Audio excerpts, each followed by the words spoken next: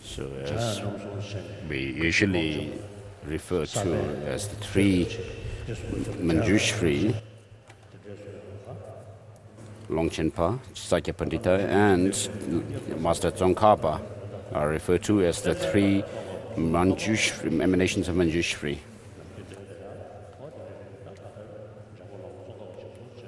So Master Tsongkhapa is a well-renowned master,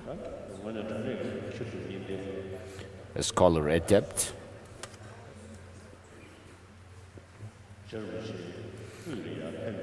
After moving to central Tibet, then at that time, in Sangpo and Nyetang, Devachan, where there were these great monastic institutions, he studied the Dharma and became a great scholar himself. And at age 25, he wrote the garland of a golden rosary and a commentary of Abhisamaya Alamkara. And this actually Taksang Lotsawa found, Sakya Master found, to be a really amazing writing of Master Tsongkhapa. So even at a young age, he became a very learned and a great scholar, and he was also was a great honest person, because when he wrote his later text, he said that he has written in his later writings that I have said such and such thing in the past in some of my other writings, and then he actually clarified his own position later on. And at the behest of Manjushri, he actually left the monasteries and lived as a hermit together with his 8 chief disciples, and so forth, and meditated in solitude in remote places. And then he actually found the profound view of emptiness and completed his analysis into the nature of reality, as he says in the 3 principal aspects of the path.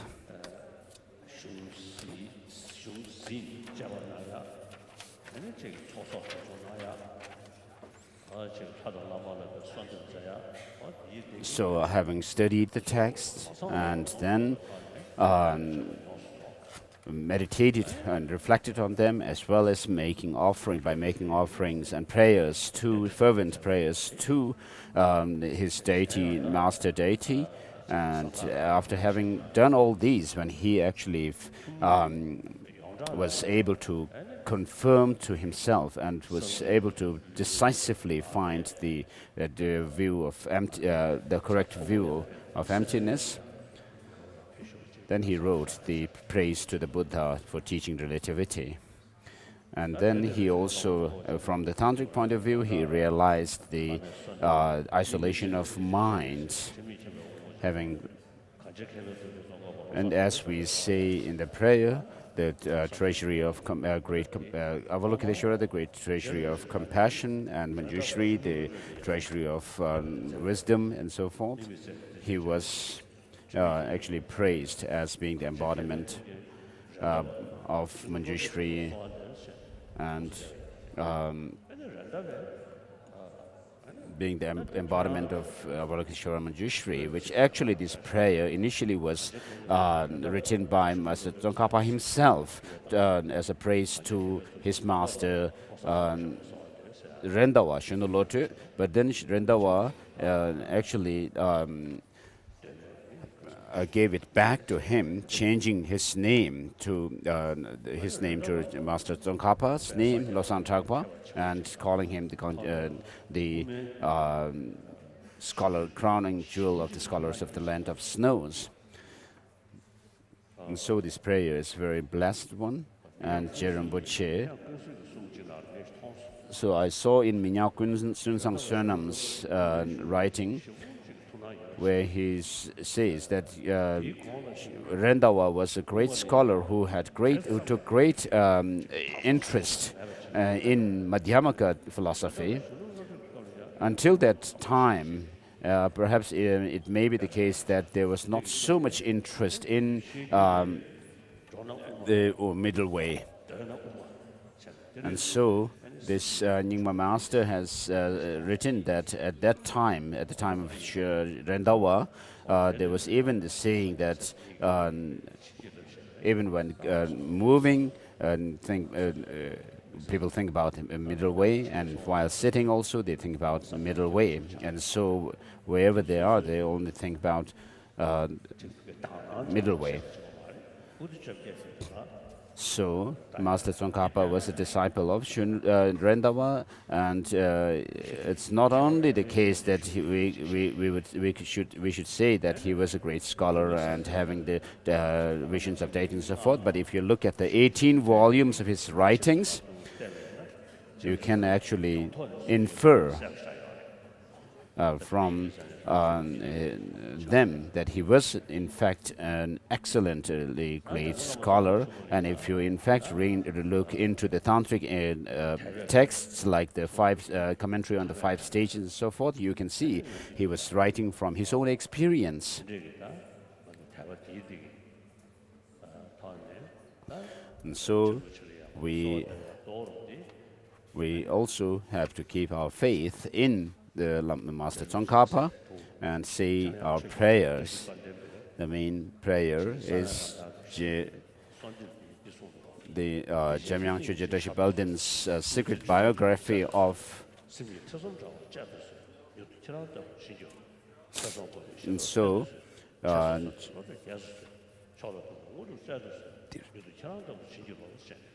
Jamyang Chögyö Tröshi Böldin says these lines at the end of this secret biography of Master Tsongkhapa.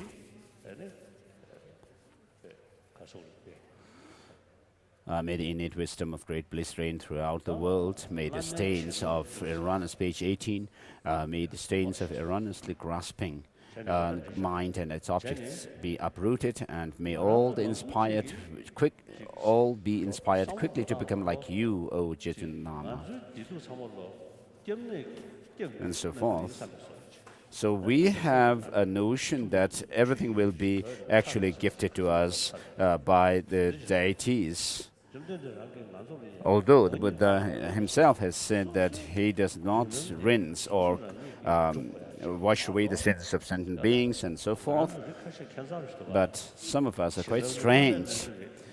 We think that the blessings will come from the lamas, and the spiritual feats will come from the deities, tutelary deities, meditation deities, and then the enlightened activities will come from the Dakas and Dakinis and so forth. And then we don't actually do anything by ourselves, but only think that these blessings and so forth will come from the masters, gurus, yidams and deities and so forth, and actually become rather complacent in our practice. So it's almost like we are doing things as if we actually believe in a creator God. So this is totally wrong.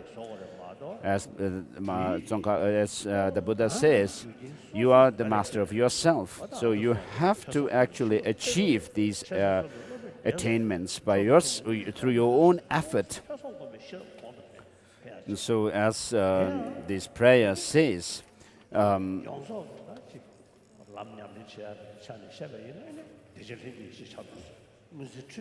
we should actually apply this within ourselves. May the wisdom of learning, contemplation, and meditation overtake the earth. may the art of liberation, debate and composition flourish. So through this, one study and practice, one should actually develop the great bliss, wisdom within ourselves. As the prayer also says, may the innate wisdom of great bliss reign throughout the world.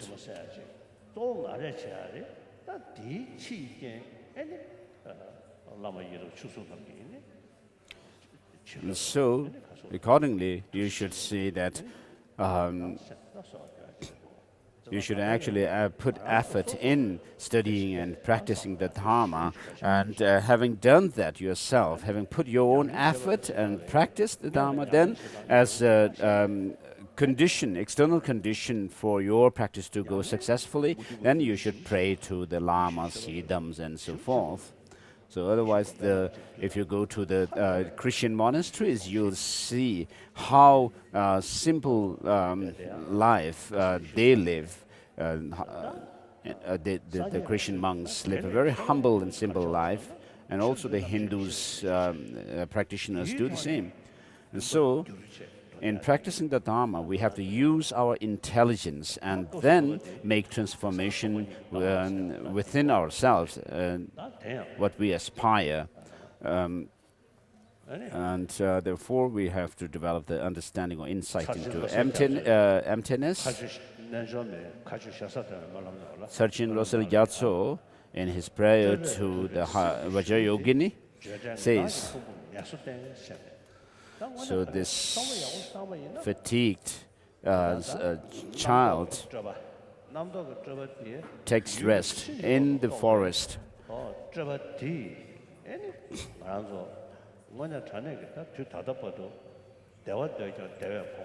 So we are like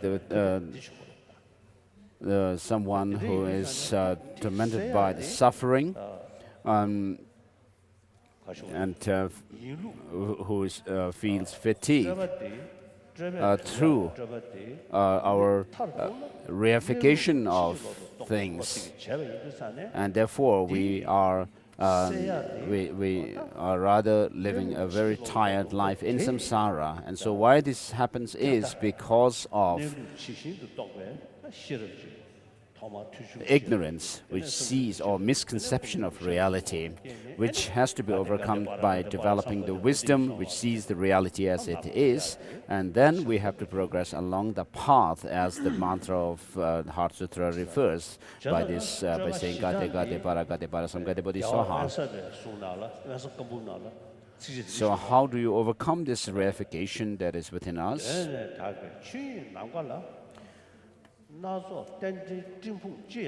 So in the sky of Dharmakaya, which is pure from the beginning, the elaborations or reifications of the clouds gather.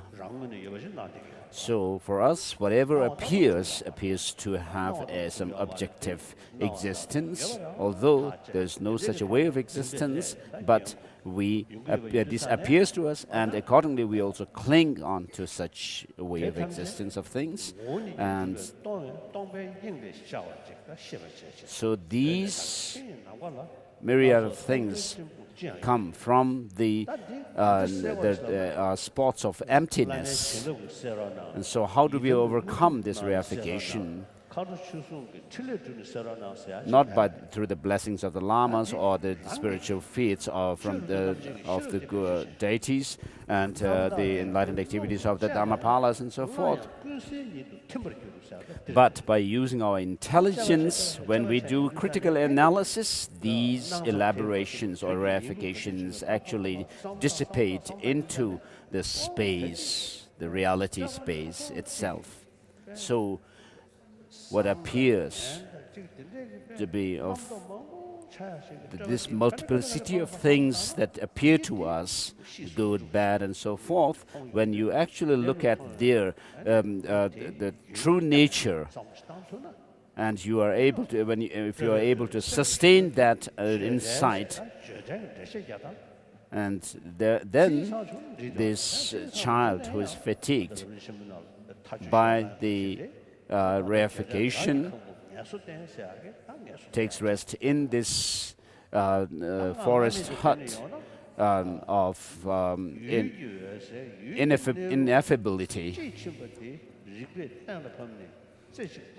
So, by meditating on the reality of things as it is, what happens is, within the perspective of that very mind which sees the reality, then all this multiplicity of things actually disappear from its view.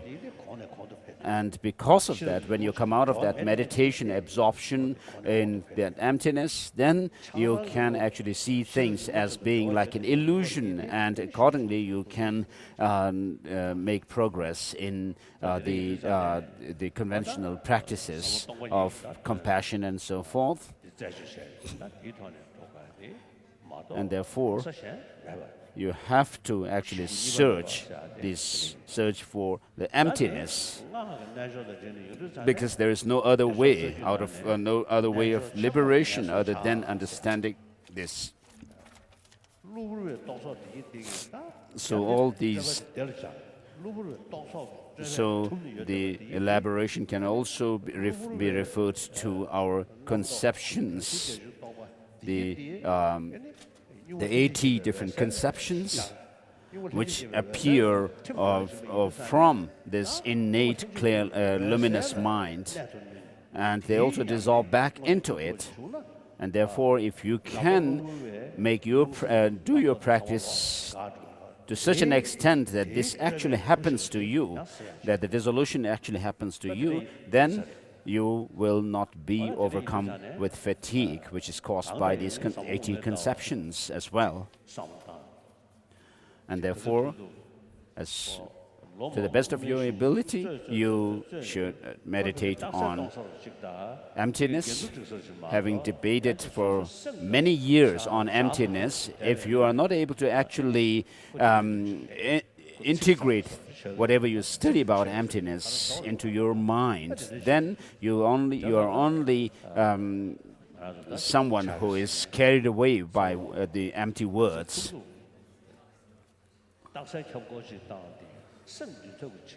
So even when you debate a single word, you should actually use that understanding to tame or subdue your mind. So beginning with your initial class in philosophy, the teacher actually has to introduce the students to this, that whatever they study and they debate on should be integrated within their mind and not be complacent about that, which is not good. And therefore, I would like to request you to please combine your study, reflection, and meditation. Of course, there's no need for me to ask you to do this, but I just plead you to do that. So it's about around 10. At around 10 o'clock, we'll say this prayer of Master Tsongkhapa, so that I will also get some rest, and also the chant master would have to clear his throat for this.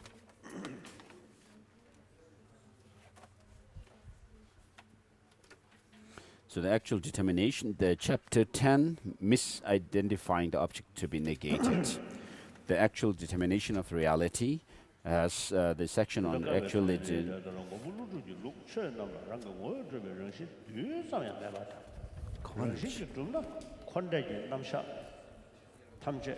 139, I'm sorry. How those systems of contradict this distinguishing feature of Madhyamaka. So thus the system of Nagarjuna the protector is that. So the meaning of, if you can actually understand the meaning of lack of inherent existence, as meaning that things are dependently arisen, then it's really effective. So this has a very powerful potential or power to dispel both the extremes of nihilism and eternalism. So in Nagarjuna's system, the things themselves as such on which we establish emptiness are not denied. They don't say these don't exist, but what is said is that they don't have any objective existence, because if that were the case, then they should not depend on any other factor.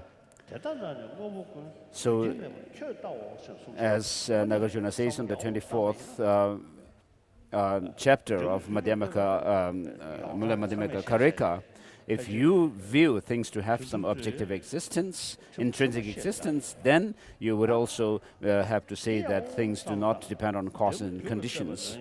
So, just as an effect depends on a cause, likewise, the cause also is posited in relation to its effect.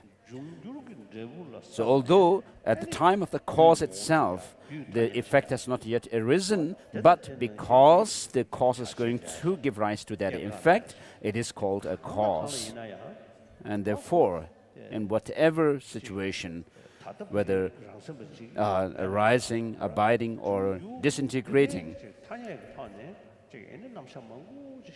so we actually use a lot of conventions, although things may not be here right now, but because things will come in the future, we say, well, such and such thing is this and that. And therefore, the reason to prove that things have no intrinsic existence, the effects of what influences something else, and therefore, when we see things that related to each other, it shows that something is dependent on something else, and therefore, being dependent and being independent are mutually exclusive. Either things have to be one or the other.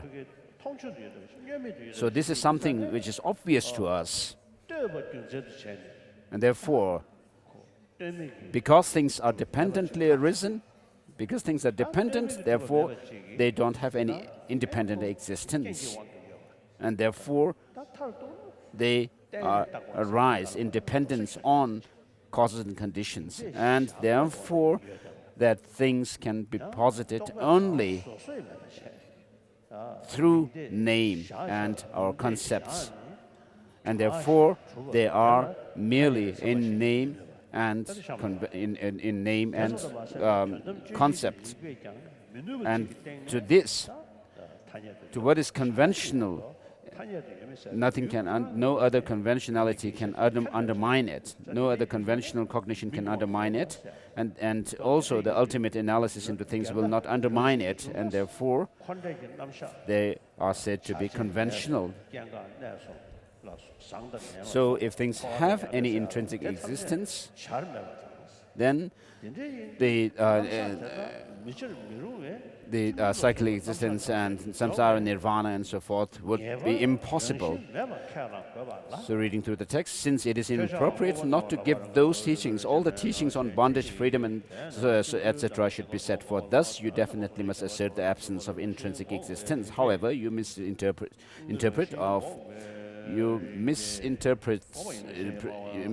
of Madhyamaka seem to say, as things have no essential or intrinsic nature, then what else is there? Therefore, it is not necessary to add a qualification such as ultimate when refuting bondage, freedom, production, cessation, etc. Bondage, etc. are refuted by the arguments that refute intrinsic existence. If you say this, think about how you should not contradict that which allows you, in the absence of intrinsic existence, to posit bondage, freedom, arising, disintegration, and so forth. Objection. This master Chandrakirti holds that teachings on cyclic existence and nirvana, bondage, freedom, etc. are made conventionally, and we also accept these conventionally. Hence, there is no fault. And the reply, this is not reasonable. For you also accept the Master Chandrakirti's assertion that phenomena have no essential or intrinsic nature, even conventionally. The argument refuting intrinsic existence must refute it even conventionally, and you claim that the argument refuting intrinsic existence also refutes bondage, freedom, etc. Therefore, it is quite clear that in your system, bondage, freedom, and so forth are refuted even conventionally. In brief, if you claim that the absence of intrinsic existence contradicts bondage, freedom, production, cessation, etc., then it will be impossible in terms of either truth to give the full and correct teaching on nirvana and cyclic existence within emptiness, the emptiness of intrinsic existence. You have therefore denied the unique feature of Madhyamaka. If you claim that the absence of intrinsic existence does not contradict bondage and such, then you are left without any good reason with which to support your claim, without having to add any qualification such as ultimate to what is negated. The argument refuting intrinsic existence also refutes production, etc. Therefore, if the argument refuting intrinsic existence refutes cause and effect, then you are asserting that production, disintegration, and such are impossible in the absence of intrinsic existence. In that case, it is quite clear that your position does not differ in the slightest from the essentialist argument set forth in the 24th chapter of Nagarjuna's Madhyamaka. If these were all empty, there would be neither arising nor disintegration. It follows that for you, the noble truths would not exist. Nor does your position differ or at all from the essentialist arguments set forth in Nagarjuna's refutations of objections. If all things are completely without intrinsic nature, we are on the next section, how the Madhyamaka responds to those who neglect the distinguishing feature of Madhyamaka. So reading the quotations from Master Nagarjuna's fundamental treatise. So as I said, explained earlier, you take your own fallacies and then turn them into ours, like someone who while riding on a horse forgets that very horse. So this is about the intrinsic, accepting intrinsic existence. So if you regard things as existing intrinsically, then you regard all things as having no cause or conditions. Also, if all these phenomena were not empty, there would be neither arising nor disintegration. If it would follow that for you, essentialists, the Four Noble Truths would not exist. And there are other such passages. Therefore, it is clear that those who argue, if there is no essential or intrinsic existence, then what else is there, have unquestionably failed to distinguish between the seedling's lack of intrinsic existence and a seedling's lack of existence. Because of that, they have also failed to distinguish between the existence of a seedling and the existence of a seedling by way of its own essence. Therefore, they clearly hold that whatever exists must exist essentially, and if something is not essentially existent, then it does not exist. Otherwise, why would they claim that the arguments refuting essential existence refute mere existence and mere production and cessation, etc.? They claim that insofar as seedlings and such are asserted to exist, they must exist essentially, and they claim that if seedlings utterly lack essential existence, they must be utterly non-existent. In taking these positions, they deniably fall to both extremes of permanence and of annihilation. Thus, their perspective is no different from that of the essentialists. For Chandrakirti's commentary on Aryadeva's 400 stanzas clearly states, the essentialists say that whenever things exist, there is essence. As they see it, without essence, these things would be completely non-existent, like the horn of a donkey. Therefore, these essentialists cannot avoid being proponents of both extremes of permanence and of annihilation. Consequently, it is difficult to reconcile all of their explicit assertions. The glorious Chandrakirti distinguishes intrinsic existence from existence. He also distinguishes the absence of intrinsic existence from non-existence. Unless you know this, you will no doubt fall to both extremes, and thus you will not know the meaning of the middle way, which is without extremes. Deda rangshi medo shen na mora zhwa yinu jide rangshi meba no chawa chaba mithe bi chiri nyeba so no dugo nyamna deyang yeba mo yindi rangshi da chaba no khona la chawa ma thon chi rangshi meba no khona la chawa so be jiro she song so dela rangshi meba yina For when it turns out that a phenomena utterly lacks essential existence, for you it'll be utterly non-existent. Then, since there will be no way at all to posit cause and effect within emptiness of intrinsic existence, you will fall to an extreme of annihilation. Also, once you accept that a phenomenon exists, you will have to assert that it essentially exists. In that case, it'll be impossible for you to treat cause and effect as similar to illusions in the sense that they appear to exist intrinsically, whereas they do not. Consequently, you will fall to the extreme of permanence. Therefore, to avoid falling to the extreme of existence, you must realize that from the outset all phenomena lack even a particle of essential existence. And to escape the extreme of non-existence, you must develop definite knowledge that things such as seedlings nevertheless have the power to perform their own functions. That is, they do not turn into non-things which are empty of the capacity to perform functions. A clear differentiation between the absence of intrinsic existence and non-existence is set forth in Chandrakirti's clear words. Objection: this claim that things lack intrinsic existence will wipe out everything that Bhagwan has said, such as you experience the fruition of the karma that you yourself have done. By making this claim, you mistakenly deny karma and its effects. Therefore, you are the supreme nihilist. Reply: we are not nihilists. We refute both the propositions of existence and proposition of non-existence. We eliminate the path free from these two and the path that leads to the city of nirvana. We also do claim karma, agents, effects, and so forth do exist. What do we say? That we posit that these lack intrinsic nature. Objection. So it's about on page 144, Chandrakirti's commentary on the 400 verses. So, of course, the term interdependent origination is used by all the four different philosophical schools.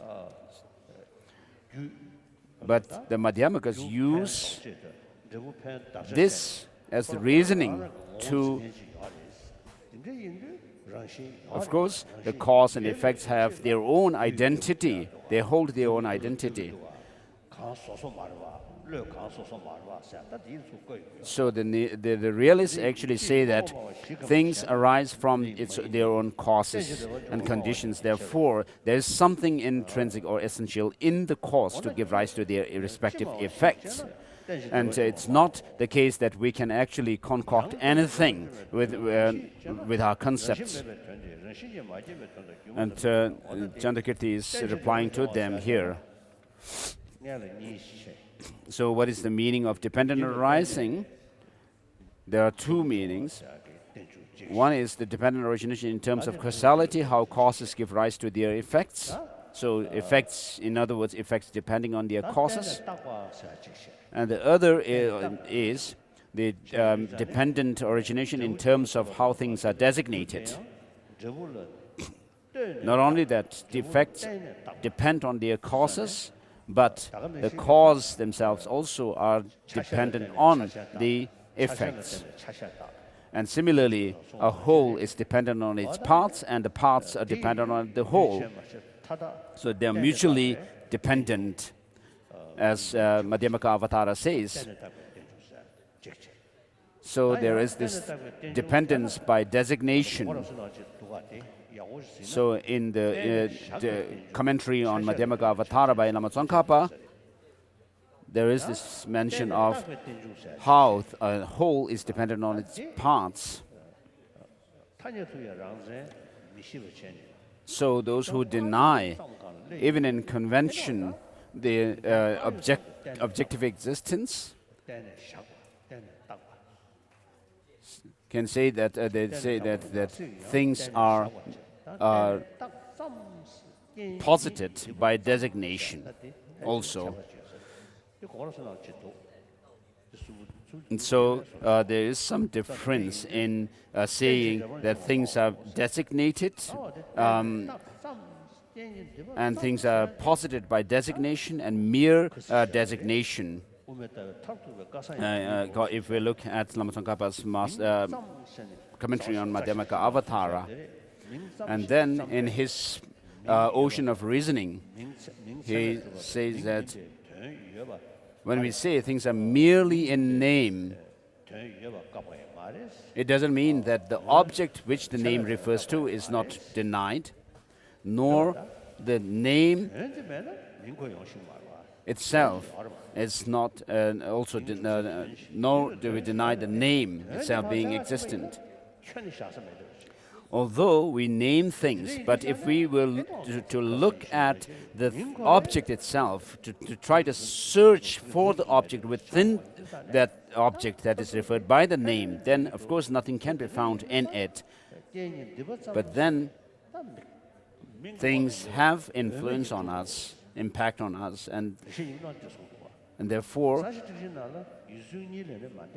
by default, what we can decide is that there's things are merely existent by merely by way of name or designation. And so, in Lama Tsongkhapa's Ocean of Reasoning, commentary on Mula Madhyamaka Karika, he says there can be two ways of how things can exist, either from its own side, objectively, or by way of name, designation. And since things cannot be found to have any objective existence, therefore, the conclusion is that there's no other choice but to say that they are merely designated. And then it says in the text, it means that the absence of intrinsic existence, it means no intrinsically existent production, it means the arising of effects whose nature is similar to a magician's illusion, a mirage of reflection, a phantom city, an emanation, or a dream. It means emptiness and selflessness. And Chandrakirti shows that by asserting dependent arising, you can avoid the extremes, the position that things exist and the position that things do not exist. He avoids the position that things exist by explaining that dependent arising means no intrinsically existing production, and he avoids the position that things do not exist by. So here the nature is refers to what is to be negated, the object of negation. So when we talk about the things have no intrinsic existence, so the essentialist position that things exist refers only to intrinsic existence. Thing, in the position that things do not exist, refers to things that perform functions. For page 145, for in avoiding those two extremes, Chandrakirti refutes intrinsic existence and indicates that there do exist cause and effects that are like a magician's illusion. Moreover, Chandrakirti's commentary on the 400 stanzas says, question, do you Madhyamakas claim that there are no memory consciousness that have as their objects the things of the past? Reply, you who claim that such do not exist,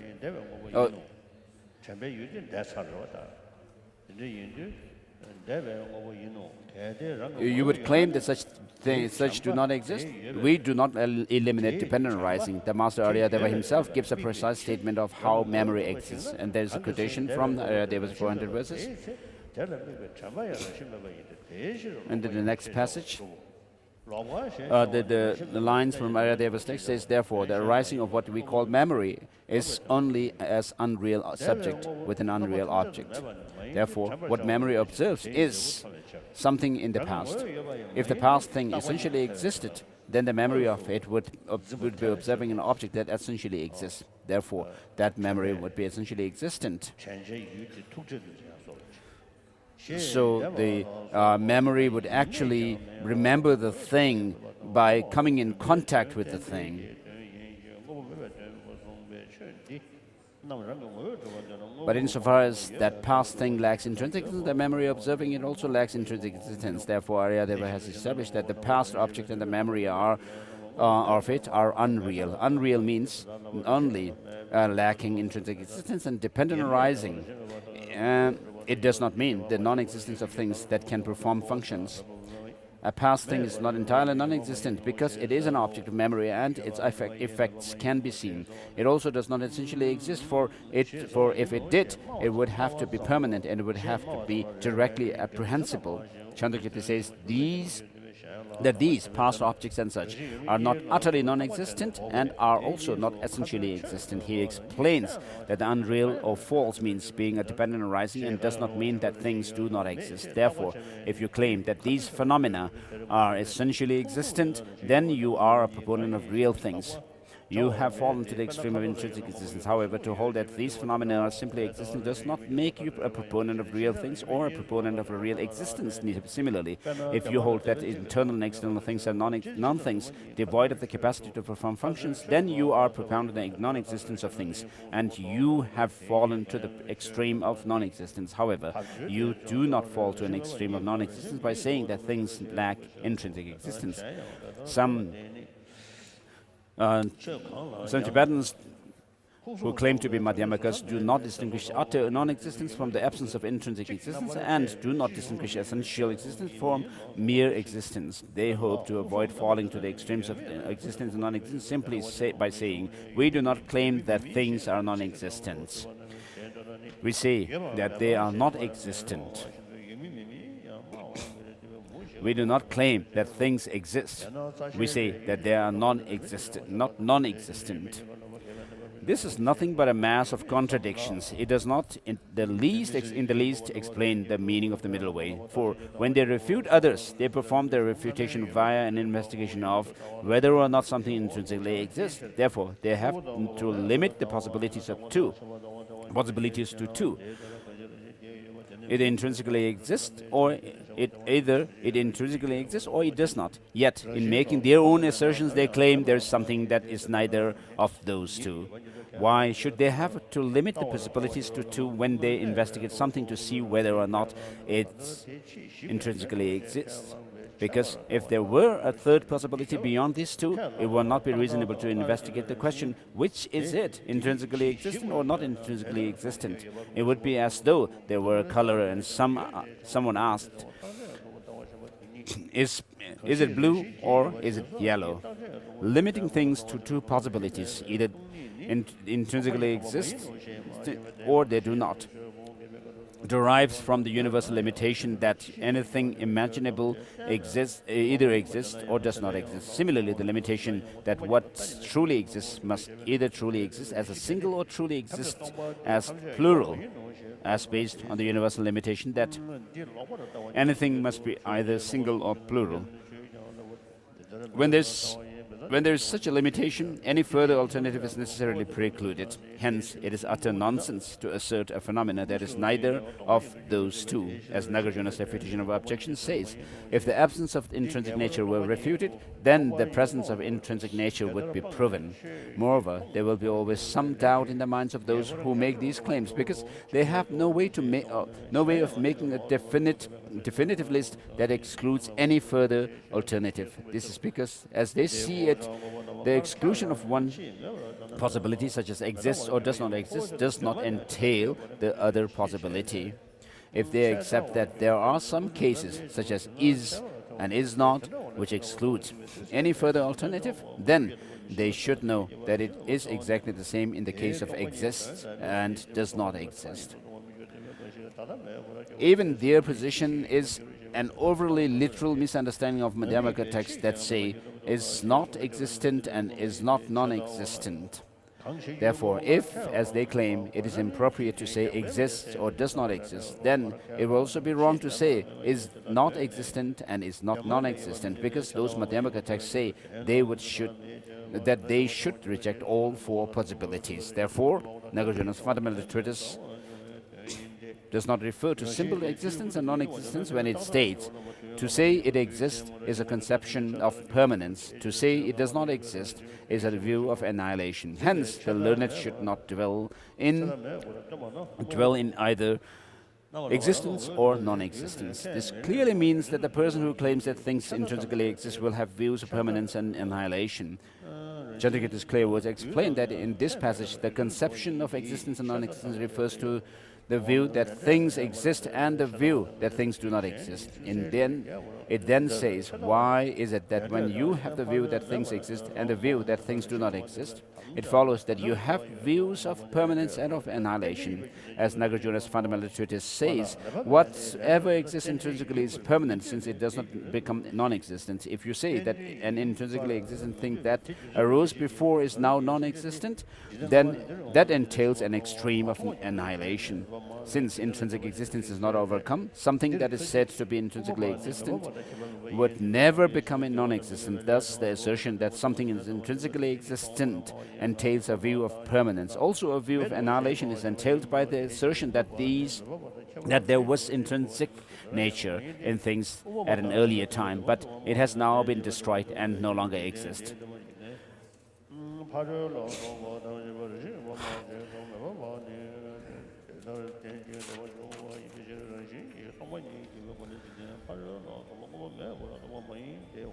So Chandrakirti calls the assertion of intrinsic existence a view of permanence and says that if you assert the latter destruction of what was formerly intrinsically existent, such is a view of nihilism. He does not say this of mere existence or mere disintegration. Also, Buddhapalita's commentary on the fundamental treatise clearly explains that when Nagarjuna says whatever exists intrinsically is permanent and so forth, he is indicating the type of permanence and the type of annihilation he meant when he explained that to say exists or to say does not exist is to have views of permanence or annihilation.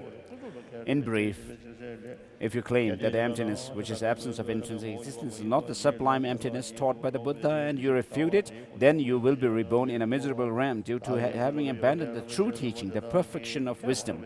If you take an interest in the absence of intrinsic existence, but think, if there is no intrinsic existence, what is there?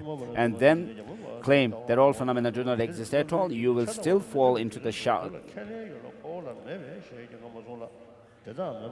chasm of a view of annihilation. Similarly, Nagarjuna's fundamental treatise says, if they view emptiness in the wrong way, those of the limited intelligence will be ruined.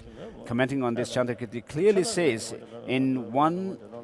if on the one hand you were to think all is empty, that is, does not exist, then you would be viewing emptiness in the wrong way. In this vein, Nagarjuna says, if this teaching is misunderstood, it ruins the unwise, for they sink into the filth of nihilistic views. On the other hand, suppose that you do not deny all phenomena, but then say, we have seen these things, how could they be empty? Therefore, an absence of intrinsic existence is not what emptiness means. In that case, you have definitely abandoned emptiness. After you have abandoned emptiness in this way, you will definitely be reborn in a miserable realm due to this action of depriving yourself of the true teaching, as Nagarjuna's precious Ganden says. Further, if they misunderstand this, fools who take pride in their supposed wisdom will destroy themselves by abandoning it and fall head first to the unrelenting hell. Quam. If we claimed that there were real things and then later view them as non-existent, then we would have a view of annihilation. However, we do not accept their existence from the outset. What is annihilated so as to make this view of annihilation, for Nagarjuna's treatise says, if you say that what arose before is now non-existent, that entails annihilation. Thus, Nagarjuna says that such a view is annihilation. Such is the view of annihilation. Also, Chandrakirti's clear word says, yogis do not fall to the two extremes. If they know the conventional truth, which are produced only by ignorance, lack intrinsic existence, and then know that the emptiness of those has the character of the ultimate, they think, how could something which has now become non-existent have existed then? Since they do not regard earlier things as having had intrinsic nature, they do not think that such later become non-existent. Reply: this is not reasonable. Your supposition is that in order to have a view of annihilation, one must assert earlier existence of whatever thing is annihilated later. In that case, it would absurdly follow that even the Lokayata proponents of materialism would not have a view of annihilation. But it is not their claim that past and future lives, karma and effects, etc., once existed and later became non-existent. They do not accept such as having existed in the first place. Therefore, when Nagarjuna said, if you say that what arose before is now non-existent, that entails annihilation, he meant that proponents of existence who assert that things have an essential or intrinsic nature will unquestionably have views of permanence and annihilation. For if they claim that this intrinsic nature never changes, then they will have a view of permanence. If they claim that it once existed and was later destroyed, then they will have a view of annihilation. Madhyamakas do not accept the existence of even a particle of essential or intrinsic nature. This fact proves that they lack one type of view of annihilation, the type in which it is held that an intrinsic nature that once existed is later destroyed. It does not prove that they have eliminated all views of annihilation. In a different way, Madhyamakas are also unlike those who have the other type of view of annihilation, a view in which it is held that karma and its effect do not exist. This is set forth at length in Chandrakirti's clear words as follows.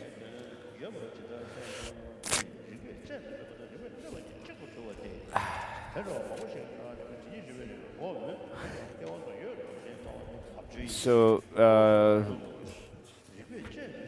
He's finished this chapter actually, and we are into the next chapter, chapter 12.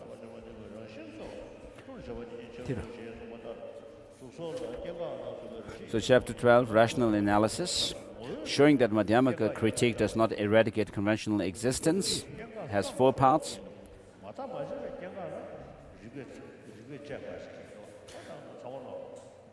So arising and cessation, as they are posited conventionally without doing any critical analysis into their nature, of course we can accept. We do not have to look into it.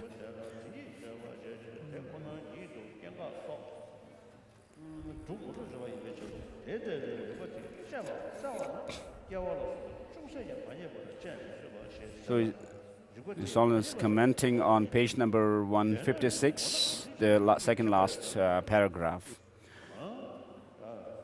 So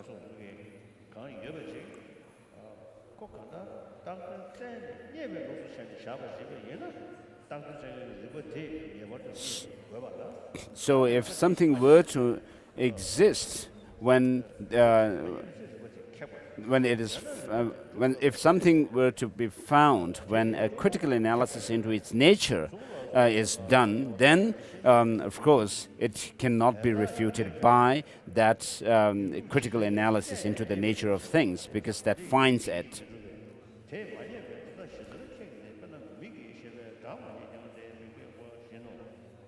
So conventional consciousness established the production and cessation of forms and such. Although forms and such exist, the reasoning consciousness does not establish them. Therefore, while reason does not find forms and such, how could it refute them? For example, a visual consciousness does not find sounds, but this does not refute them.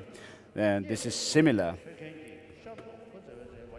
Therefore, if production, cessation, and so forth existed essentially, page 157, that is were established in reality, then reason would have to find them, because it accurately analyzes whether forms and such have essentially exist in production and cessation. Since such analysis does not find production and so forth, it refutes production, cessation, and so forth that exists essentially, that is, in reality. For if they existed essentially, that analysis would have to find them, but it does not in the East. It does not. For example, when a searcher who is certain to find a pot in the East, if it is there, searches in the East for a pot and does not find it, this refutes the existence of a pot in the East. Yet, how could it refute the mere existence of a pot? Similarly, Madhyamaka analysis is certain to find essentially existent production if such exists. When it does not find production, this constitutes a refutation of intrinsically or essentially existent production. How could it refute mere production? In this vein, Chandrakirti's commentary on the 400 stanzas says, is clear. Therefore, when reason analyzes in this way, there is no essential nature that exists in the sensory faculty, object, or consciousness. Hence, they have no essential existence. If they essentially exist, then under analysis by reason, their status as essentially existent would be seen even more clearly, but it is not. Therefore, they are established as empty of intrinsic nature. Chandrakirti repeatedly allows that these conventionalities, such as form and sound, do exist. However, they are not in the least established by reasoning that analyzes reality, that is, analyzes whether they have intrinsic nature.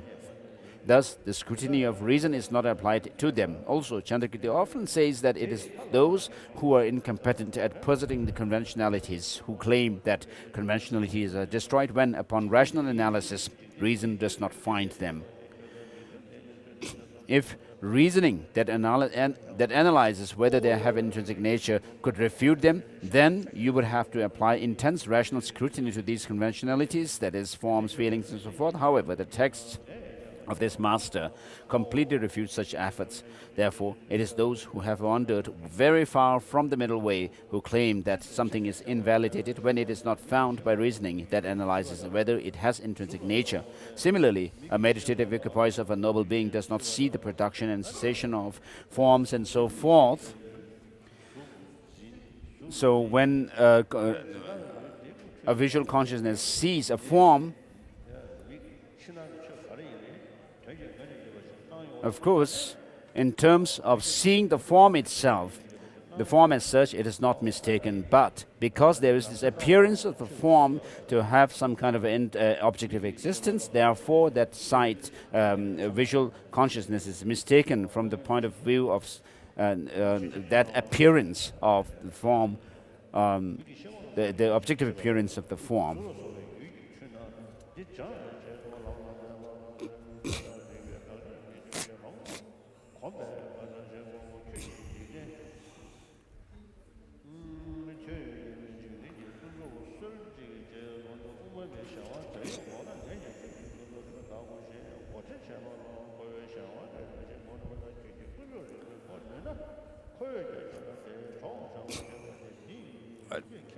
Therefore, even some earlier scholars, not to mention those today, seem to have erred by not differentiating and instead considering identical the following pairs.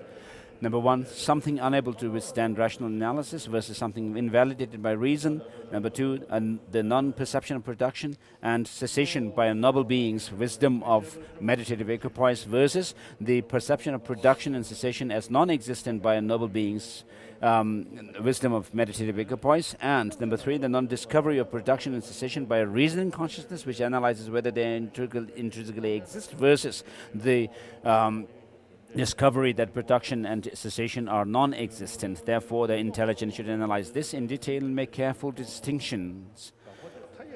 In saying this, we do not assert that the conventional consciousness is more powerful than knowledge of the ultimate, nor do we assert that conventional consciousness contradicts knowledge of the ultimate. However, you claim that rational analysis of reality refutes conventional forms, feelings, and so forth when it analyzes them and does not find them.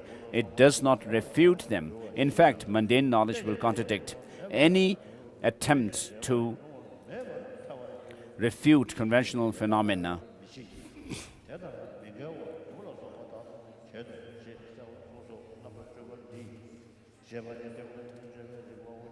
So page 195 finished. 59, I'm sorry. 160, on to 160.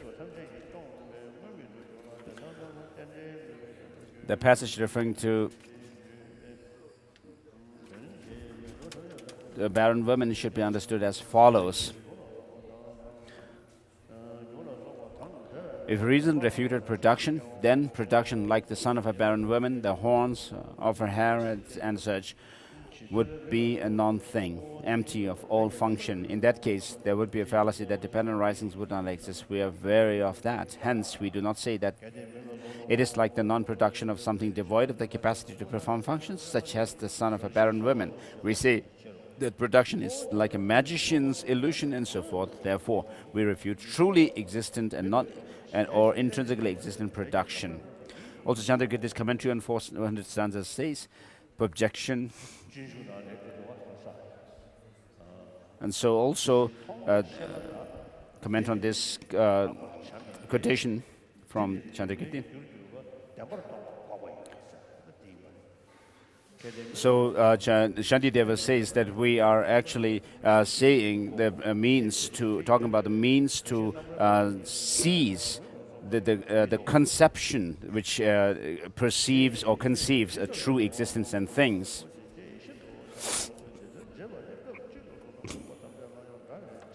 So hence Chandrakirti very clearly states exactly what reason does and does not refute. Therefore, once he makes these distinctions in one passage, they must be applied even when they are not stated in all similar passages throughout the text. Therefore, reason refutes essential existence, objective existence found on the side of the thing itself. It does not refute mere existence. Since he says that reason is intent on seeking intrinsic nature, reason seeks to discover whether something intrinsically exists. Therefore, this means that a refutation by such analysis is a refutation of intrinsic existence. Hence, distinguish these two. Chandrakirti does not refute that such instances are results of karma. Moreover, he says that Madhyamakas must assert this. The continuation of that passage says, therefore, the learned do not subject worldly objects to the analysis just explained, that is, the analysis congruent with the perception of reality. Instead, they accept that worldly objects are simply the inconceivable results of karma. They accept the whole world as though it were an emanation projected by another emanation. So, when you present the two truths, does the line of reasoning that establish ultimate contradict the presentation of conventional? It does. If it does, then your presentation of the two truths contradicts itself. In that case, how can you have perfected the skill of presenting the two truths?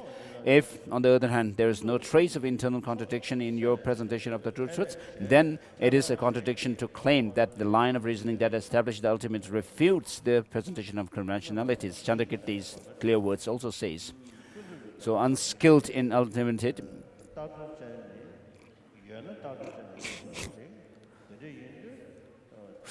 So the realists, according to them, if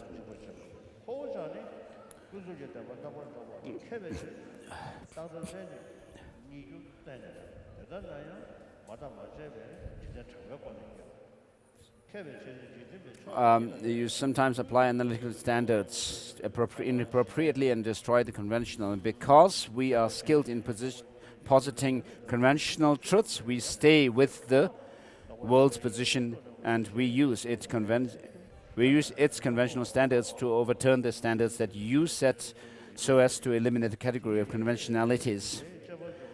Likewise, the elders of the world, we derive out only you who deviate from the traditional standards of the world. We do not drive out conventionalities.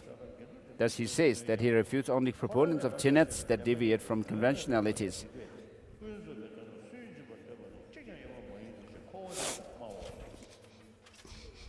And 61 finished. So while remembering the good qualities, excellent qualities of the body, speech and mind of Master Tsongkhapa, we'll say the prayer of Master Tsongkhapa written by Kedubje, and after that follow it with song of mystic experiences of Lama Tsongkhapa. And then we'll also say the prayer of Lama Tsongkhapa and his two chief disciples by the first Dalai Lama, which is called Shar Gangrima.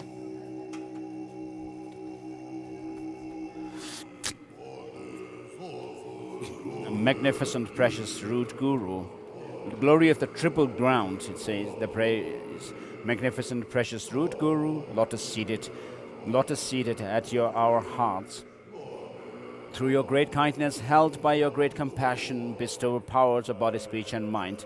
Lone eye of beings of the triple ground, triple levels, liberation seekers, protector, unsurpassed, great compassion, more than all the conquerors, purest supreme Guru, I pray to you. Bodhisattvas' deeds adopted, witnessed by conquerors in Tuchita as Jambel Nyingpo, well renowned, in the snowland known as glorious Losan Tragba, heir of the conquerors, I pray to you.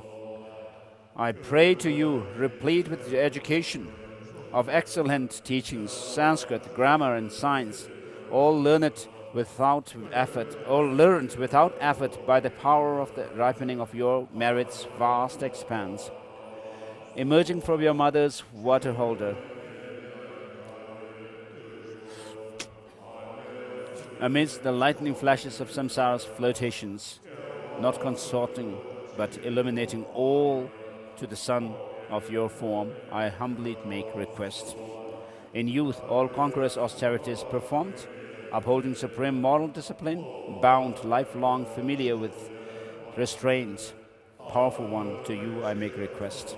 Discerning, unhindered, entering the words and meaning of the conqueror's excellent speech, always seeking to practice their advice. Vast mine of knowledge, to you I make request.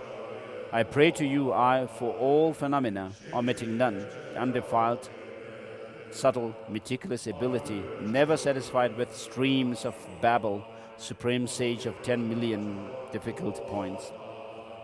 Your speech trained in all debates and 100 answers analyzed.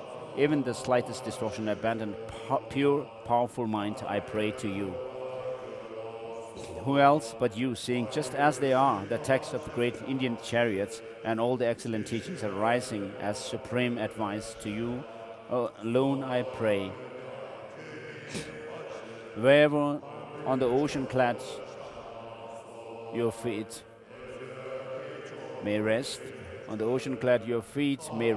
the mark left in the dust becomes an eternal place of offering and so on. Crown of all supreme scholars, to you I pray. However much even the conquerors probe the pure moral practices in your mind, of the subtle fault of slacking your deeds, not a whit of to see, abandoned, to you I pray. Mass of water, source of treasure, such is the depth of your compassion. Eye of wisdom, beyond all objects, compassion's mine, Lord, to you I pray. Your extraordinary thought, the carriage will not leave the burden of being's welfare still to board. The end of the great waves of deeds is reached. Excellent courage, to you I make request. Protector, if even your breath becomes medicine for all migrating beings, what need to mention your two collections' deeds? Friend of the triple ground, born, I pray to you.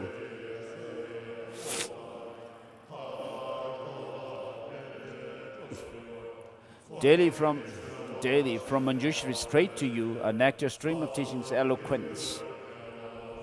This 3 times conqueror's mind essence distilled, continuum uncut, to you I make request. Called son of conquerors on the lotus grove of teachings in this world, directly praised by protector Mepam as Ajita, as supreme, sweet sigh of relief, I pray to you.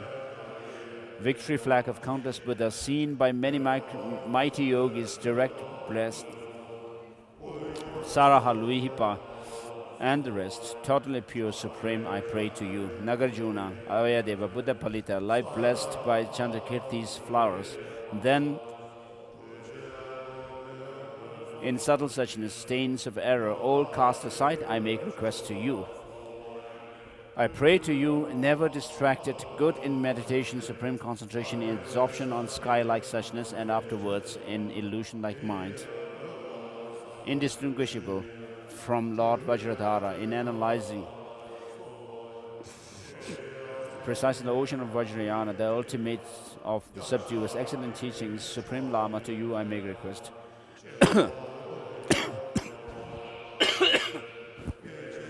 In achieving the 2 stages, the path's end, having seen just as they are the subtle points in this uncharted field uncrossed by others, to you who practice the essence I make request. Having completed deity yoga, gross and subtle, far from desire for vulgar false appearance, whatever arises by the play of the mandala, will your mind undistracted. To you I make request. Superstitions, cause of winds, dissolved into the duty. Clear light, seeing all as empty suchness, whatever arises, having the play of supreme bliss. Vajra mind possessor, I pray to you. Limitless prayers by powerful, skillful means. Effortless achievements leading hosts of disciples onto the path pleasing to the conquerors, protector of all worlds, I pray to you. I make request to you who illuminated the three training scriptures and realizations of all the conquerors' holy dharma, when their virtuous trainees were nothing but symbols of practice and training in mere definitions, turning remnants of the doctrine into just words, when you emanate in this realm at will, collections of sky-bound heroes darkness gather close and enter your heart in your heart, offering to you who are sky beyond thought, I pray. When the clear light Dharmakaya manifested in the Bardo, your form became a mass of light, supremely illusory form Sambhogakaya. To you, the one who attained this, I pray. From this day on, in all my future births, by respectfully offering to your lotus feet, listening to your words, bless me to accomplish your body, speech, and mind what pleases you, having abandoned all desire for pleasure and selfish peace, riches and honor, the appearance of this life. Bless me never to part from supreme bodhicitta, the thought to help all migrating beings. By incisive intelligence, subtle and wise, following reason, having internalized without omission the meaning of all the conqueror's teachings, please bless me to clear the great darkness of the ignorance of migrators. Having ascertained the meaning of the Vajrayana's many aspects, unmoved by all obstacles, outer and inner, bless me to practice one-pointedly and reach the profound meaning of the two stages, the end of the good path. In short, having learned well all the pure dharma of the conquerors, the original thought exactly as intended, particularly the highest Vajra vehicle, bless me to be a guide for transmigrators. By this virtue, in all my lives, unseparated from you, Lama, supreme guide, protector, nourish me with the taste of this nectar source, your excellent teaching, the essence of your mind. All the virtuous work are to be done and being done by myself and others, however much there is, following what pleases you, may it be accomplished just as you advised. Conqueror Tsongkhapa, in all my lives, by the direct power of the supreme vehicle, the virtuous friend, may I never turn back even for a moment from this good path praised by the conquerors, having unmistakenly realized bodhicitta, the supporting beam of the supreme vehicle, the two stages and the points of the pure view. By my effort may I accomplish the essence of your speech. Through study and practice, may I see as supreme advice the Sutra, Tripitaka, and 4 classes of Tantra. May the glory of Losang Dragpa bring good fortune to spread the supreme teachings of the sage always and everywhere.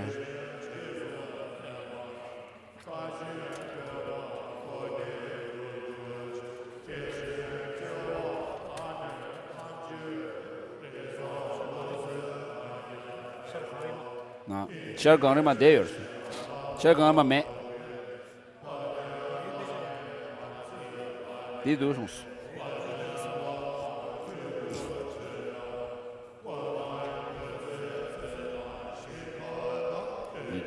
Central Sambo Jinda. Tendra Konara Daso Yuwa Shukula Tijin Sowa Tabe.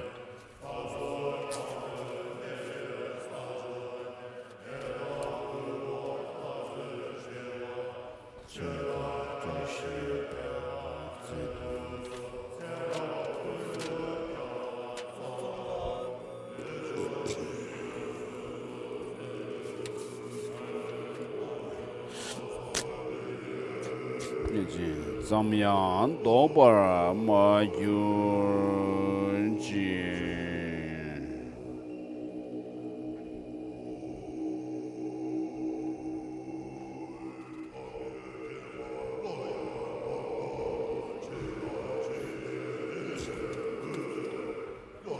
sun-like prince of the conqueror, whose wisdom vast as the heavens has the brilliance of knowledge that sees what ultimately is and what merely seems to be. O venerable Lord of Dharma, most perfect Guru, the dust of your feet I place on my crown. Even the Buddhas of the Even the Buddhas and Bodhisattvas who fill the 10 directions cannot describe the excellence of your body, speech, and mind. Yet, out of passionate inspiration, I shall sing them. Pray, listen for but a few moments. As a blossoming garland of flowers to adorn the necks of the clear-minded, and as a precious jewel to enhance the force of conviction, this song in praise of your oceans of splendor to delight all sages I have composed. Like a cloud, a merit of your superb deeds releases a torrent of rain that swells the virtue of those to be trained, and proclaims with the dragon's thundering roar the sweetness of the vast and profound, O glorious, powerful, bellowing Lama, foremost of tantric depths, the mighty yogi who mastered the millions of samadhis, composed faultless expositions, and made true efforts in practice. Most splendid of lamas, you tower over the heads of all. At Vajrasana, in a former birth to the victorious one, you offered a rosary of 100 crystal beads. Thus, you acquired the fortune later to attain the perfect view. O illustrious Lama, at your feet I may pay homage. At the age of 7, you directly perceived the Bankara Atisha, the great path clearer, and Vajrapani, Lord of Secret. The exhortations of both the sutras and the tantras dawned upon you, O illustrious Lama. At your feet I pay homage. O Jitsun, Lord of phenomenal existence,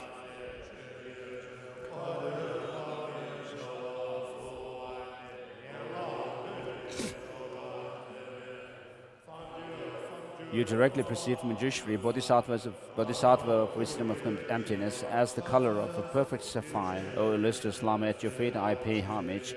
From this time onwards, O High One, whenever you desired to, you could invoke Manjushri, treasure of stainless wisdom, and constantly listen to the teaching of both Sutrayanas and wisdom and Tantrayana secret assembly. O illustrious Lama, at your feet I pay homage when practicing the 7-limb ritual of the 35 purification Buddhas. Continually and clearly you beheld them and all their forms, mudra symbols. O illustrious Lama, at your feet I pay homage. Seated in the auspicious posture, hands in the Dharma teaching mudra, Buddha Maitreya prophesied that just as the Sugatas who possess the 10 powers, you will one day perform the 12 acts of a supreme universal teacher. O illustrious Lama, at your feet I pay homage. Victorious master of both life and death. Truth visions you received of Amitabha Buddha, the medicine Buddha, and that teacher of men and gods, Shakyamuni, prince of the Shakya throne, each with a retinue vast as the oceans. O illustrious Lama, at your feet I pay homage. Saintly Tara, source of all cities, Ushanisha Vijaya, the one exalted and radiant, Ushanisha Siddhatapatra, dispeller of obstacles, and other such mistake female Buddhas. Again and again you directly perceived, O illustrious Lama, at your feet I pay homage. Bodhisattva Nagarjuna, Aryadeva, Holy Buddha Bali, the magnificent Dharma Chandrakirti, and the mighty Yogi Nagabodhi appeared, then constantly cared for you. O illustrious Master, at your feet I pay homage. Exalted as Sangha who delights the 3 worlds, the brother of Vasubandhu, a second Buddha, and Dignaka, child of Manjushri, appeared to and then constantly care for you. O illustrious Lama, at your feet I pay homage. Dhammakirti, a moon amongst teachers, as well as Gunaprabha, Shakyaprabha, Shandideva, and the glorious Abhaya Kara, appeared to then constantly care for you. O illustrious Lama, at your feet I pay homage. All the Mahasiddhas of India and Tibet, such as Indrabudhi, Saraha, Luipa, and Krishnacharya, Tilpupa, Gandhabata, Tilupa, and Naropa appeared to, then cared, constantly care for you. O illustrious Lama, at your feet I pay homage. Clearly, Manjushri prophesied that relying upon these lineages, you will produce colossal spiritual boons for yourself and for all sentient beings. Great, bold one who spontaneously fulfills the wishes of the world, O illustrious Lama, at your feet I pay homage.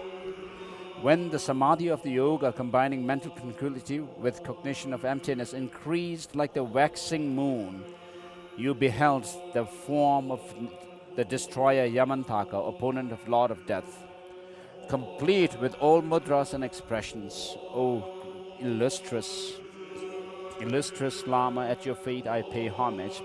Having touched your heart to the wisdom, having touched your heart with the wisdom sword of Manjushri, a stream of undefiled ambrosia flowed into the depth of your being, spontaneously arousing the propitious absorption of highest joy. O illustrious Lama, at your feet I pay homage. Prayer for rebirth in the land of bliss and a eulogy of perfect intent of the dauntless protector Maitreya Buddha, as well as their graduated levels of meaning Manjushri illicitly conveyed to you who recorded and skillfully presented them. O illustrious Lama, at your feet I pay homage. Whenever you constructed a religious image, the wisdom beings actually entered into the symbolic beings.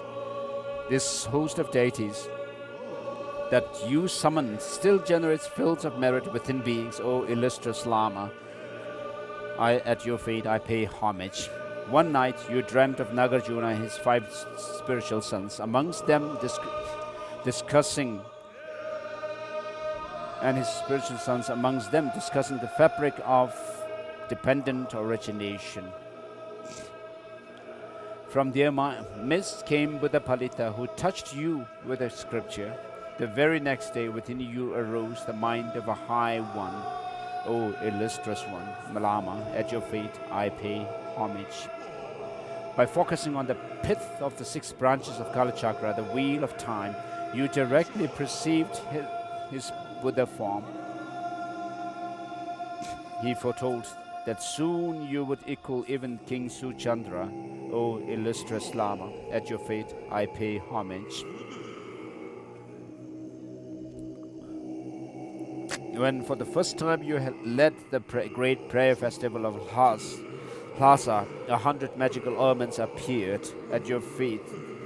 At making this joyous offering, the Buddhas and their sons in the 10 directions were filled with supreme delight. O illustrious Lama, at your feet I pay homage. Generating the form of great bliss deity, through the yoga of non-duality, of profound luminosity and illusory appearances, you attained the Vajra Yoga body. O illustrious one, at your feet I pay homage. By practicing mantric signs of inhaling and exhaling Om Ahum on the lotus heart, the vital energies entered the central nadi, rested at as breathing stopped and then dissolved. Thus you experienced the clear light, Mahamudra, the great seal, attaining the Vajra Yoga speech. O illustrious Lama, at your feet I pay homage. Raising the navel chakra's mystic heat, which rests at the base of the central channel, the letter Hum at the crown of your head melted and fell to your heart as spontaneously the experience of blisses dawned upon you. Simultaneously, the experience of bliss dawned upon you. Thus, you attained the Vajra Yoga mind. O illustrious Lama, at your feet I pay homage.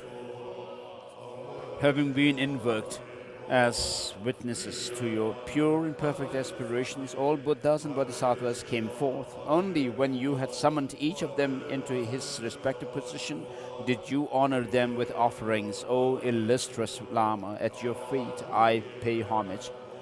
While contemplating the principal mandala of Manjushri Vajra, Guha Samaja, Guhe Samaja, you dreamt the Maitreya and Manjushri, who were speaking of Dharma, passed down to you a jeweled vase brimming with water, portending that you would master all teachings. O illustrious Lama, at your feet I pay homage. On a throne adorned with precious gems sat the omniscient Gurju Lama. What? The omniscient Buddhan Rinchen. The text of Goya Samacha root Tantra he gave to you, exhorting you to be its keeper. O illustrious Lama, at your feet I pay homage. Accepting this responsibility with mudras and mantras, thrice you touched the text to your hand. He touched the text to your hand. By its blessings, it became obvious that the Tantra of separating and mixing, obtained by Marpa of the southern hills, or is the true oral tradition of the exalted Nagarjuna. O illustrious Lama, at your feet I pay homage. Your mind absorbed in the mystic circle of Heruka, Chakrasamvara, the wheel of perfect bliss, myriads of dakinis of the outer, inner and secret places made your offerings of Vajra songs, transporting you in ecstasy. O illustrious Lama, at your feet I pay homage. In meditation, destroying the forces of darkness, you beheld that radiant Buddha, mighty demon tamer, having an aura as pure as burnished gold, more brilliant than a million suns. O illustrious Lama, at your feet I pay homage. Your being, having become indivisible from the body, speech, and mind of all the Buddhas, the might of the power of evil was subdued, as the Dharma protectors crushed the demon families. Shrieks of defeated satanic forces resounded across the universe. O illustrious Lama, at your feet I pay homage. These multitudes of Dharma protectors that you brought under control in a previous eon had been subjected by Buddha Vajradhara to guard your doctrine. With profound reverence they work this still. O illustrious Lama, at your feet I pay homage.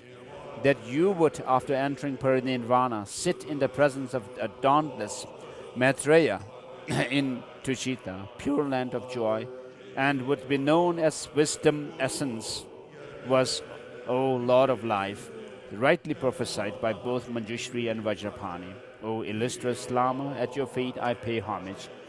By the strength of this eulogy sung from the depths of pure love, may the afflictions of beings limitless as the sky be extinguished. In this and all future life, may all be nurtured by true teachers and embraced by the sacred Dharma. May the innate wisdom of great bliss reign throughout the world. May the stains of erroneously grasping minds and its object be uprooted. And may all be inspired quickly to become like you, a Jetun Lama.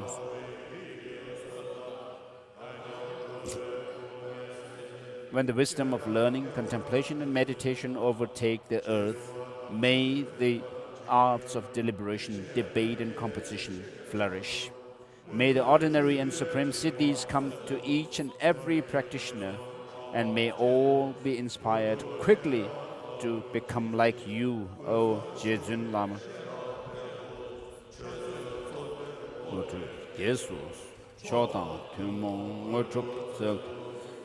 By the limitless oceans of merit having presented like the Samandabhadra, clouds of offerings spanning the sky, of having bared every negative imprint and downfall accumulated since infinity, of having rejoiced in the spirituality of those on the paths of enlightenment, and of having besieged the lamas to turn the wheel of Dharma and not to enter parinirvana, may all beings experience peerless samadhi, may goodness swell like the waxing moon, and may the doctrine of the omniscient Tsongkhapa thrive until time's end.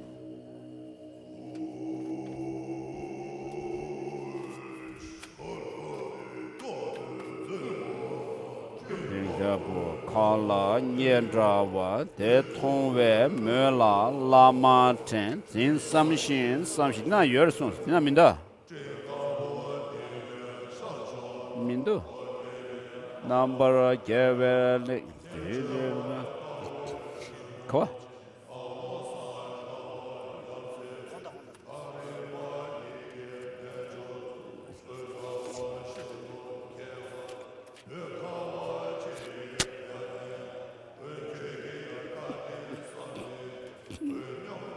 So the kindness of the Guru,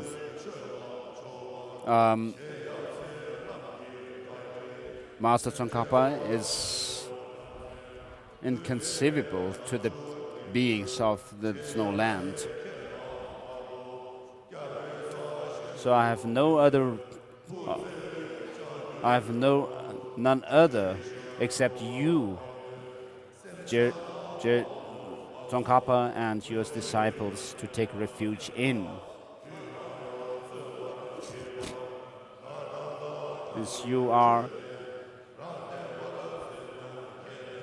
kindness is great to me.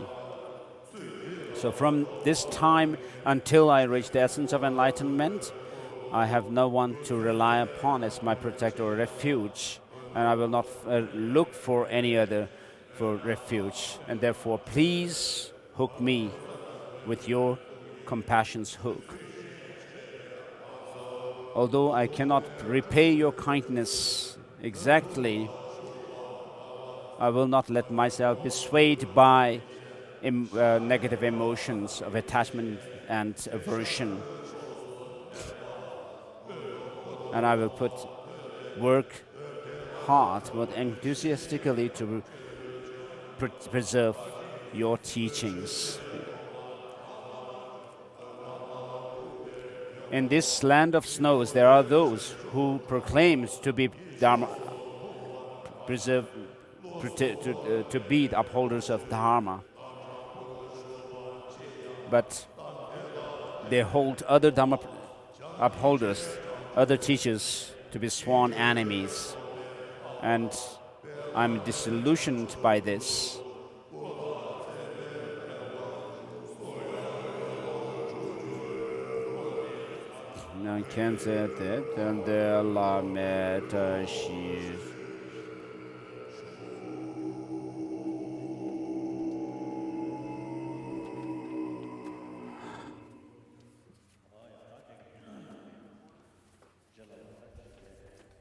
So with this, we have remembered Lama Tsongkhapa and invoked his blessings. We're finished doing this. And sometimes some people, on this occasion of the death anniversary of Master Tsongkhapa, there are people who actually read or recite the Essence of True Eloquence by Master Tsongkhapa, the treatise differentiating between the definitive and provisional meanings of the sutra of Buddha's teaching. So I would not have be here if there are people who, in Sera Monastery, they do this. People gather together to recite this text.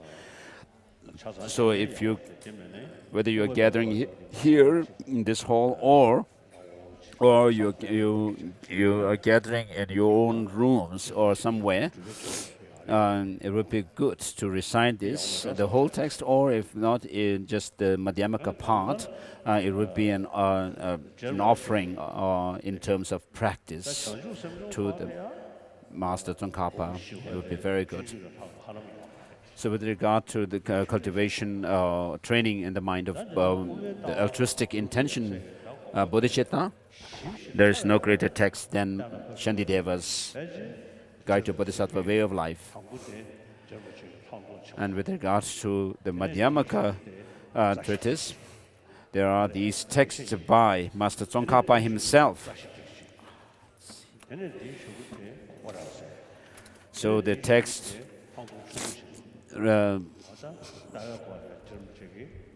so the Essence of True Eloquence, then the commentary on the Mula Madhyamaka Karika, then commentary on Madhyamaka Karika, and then there is the great treatise, the inside part of Lamrim Chemo, and the inside part of Lamrim, the middle length Lamrim. So these 5 texts are, there's no compare to these regarding them. So once somebody asked me to give the transmission, the explanatory transmission of these texts, we had no time so far. So these texts should be studied to understand the Madhyamaka philosophical view. So with regard to bodhicitta, the most effective text is Shantideva's Guide to the Bodhisattva Way of Life. We should first, with regard to the view of emptiness, the Madhyamaka view, we should first be familiar with the these 5 texts written by Master Tsongkhapa, and then using these as the leverage, then we can enter into or read the teachings or texts written by Nagarjuna and so forth. So rather than reciting Mikzema hundreds of thousands of times, rather than doing that, if we could study these texts by Master Tsongkhapa, it may be much more effective. Gunken Shanglawa has said that by reciting mantras and sending the rosary beads, rather than actually wearing away one's negative emotions, one is actually wearing away one's nails. So just study, read through the texts, these Madhyamaka texts by Master Tsongkhapa, not just flipping through the pages, but then reading them.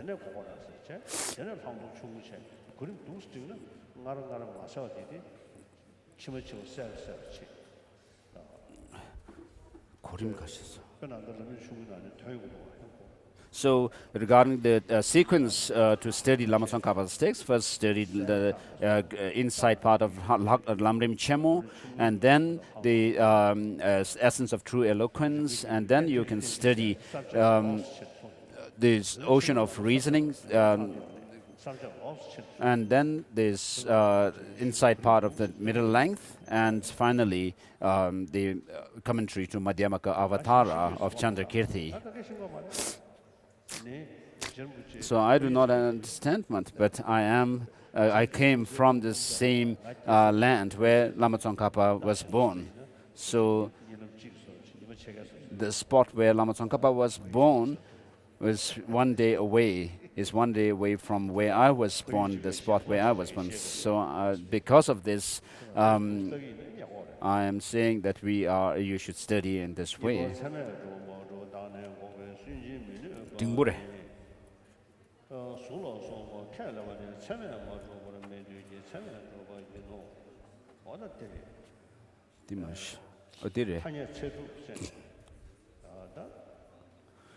Chapter 13 of Lamrim Chemo. We are talking about the valid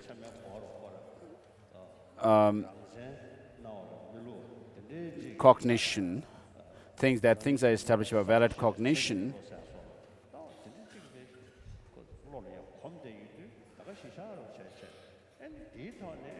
But then because we are so used to perceiving things having some kind of objective existence of things,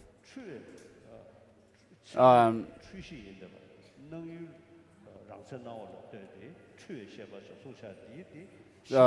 when people hear sometimes that there are things established by through valid cognition, people sometimes find it quite unacceptable. Kirub Nosan Gyatso has said,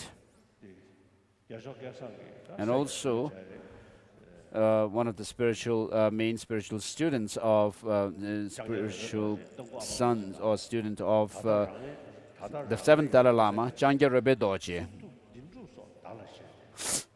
Some of the youngsters from our own tradition, while clinging to some kind of a solidity in things, and actually assenting to that way of existence of things, although the object of negation, by using the Madhyamaka reasoning,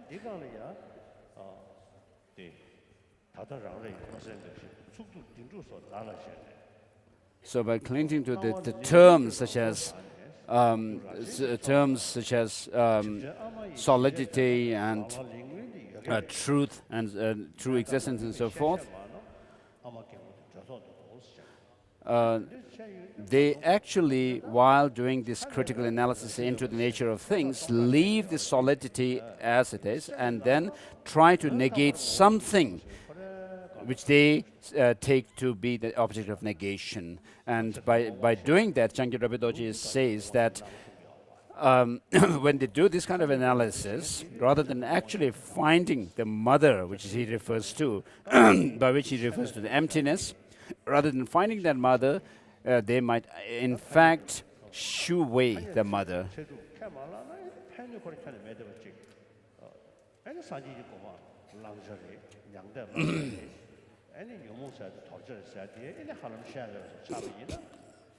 So if we are not able to actually posit the validity of things in conventional terms, then we cannot talk about samsara and nirvana and attaining nirvana and so forth. So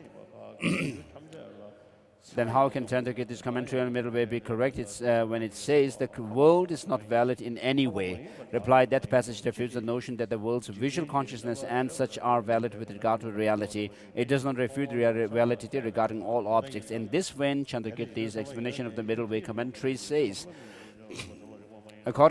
Accordingly, only noble beings are authorities on the contemplation of reality. Those who are not noble beings are not. Those who are not noble beings would be authority on reality if our acceptance of the world's critique meant that we accept the validity of the world's perception of our analysis of reality. The commentary on the middle way says, if the world were an authority, it would see reality. Then what need would there be for those others called noble beings?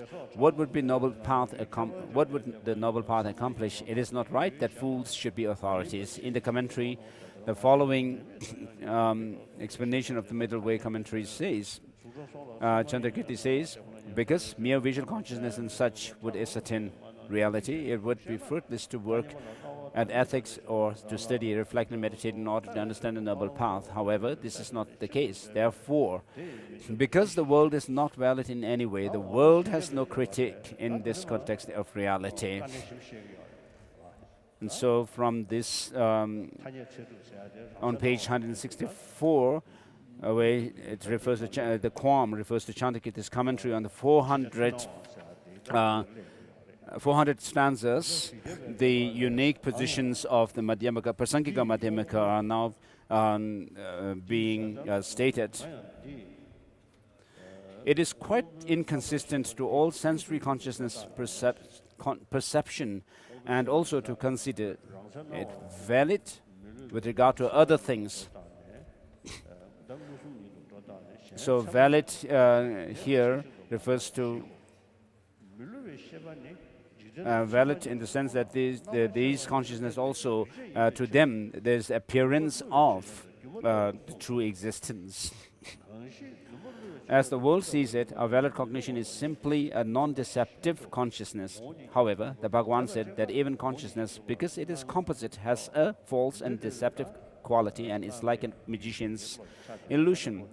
That which has a false and deceptive quality and is like a magician's illusion is not non-deceptive because it exists in one way but appears in another.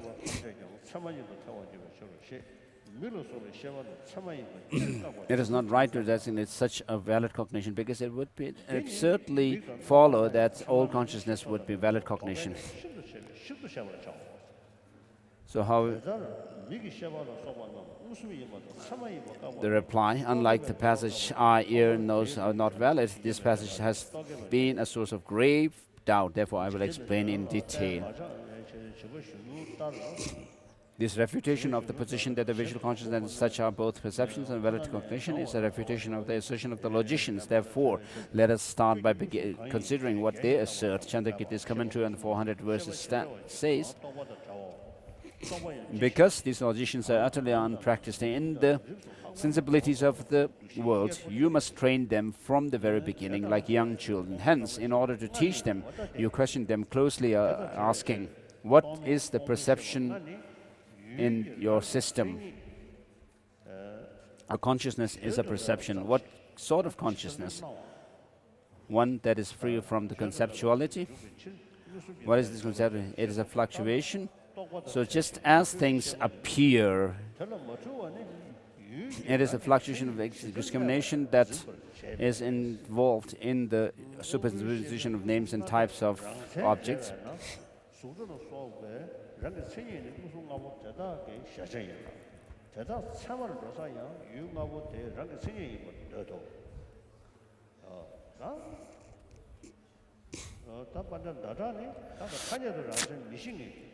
So with Master Chandrakirti and others who do not assert objective existence, even conventionally, they say this, as we will explain, that Master Chandrakirti does not accept even conventionally that anything exists essentially or by way of its intrinsic character. Thus, how could he accept this claim that the sensory consciousness are valid with regard to intrinsic character of their objects?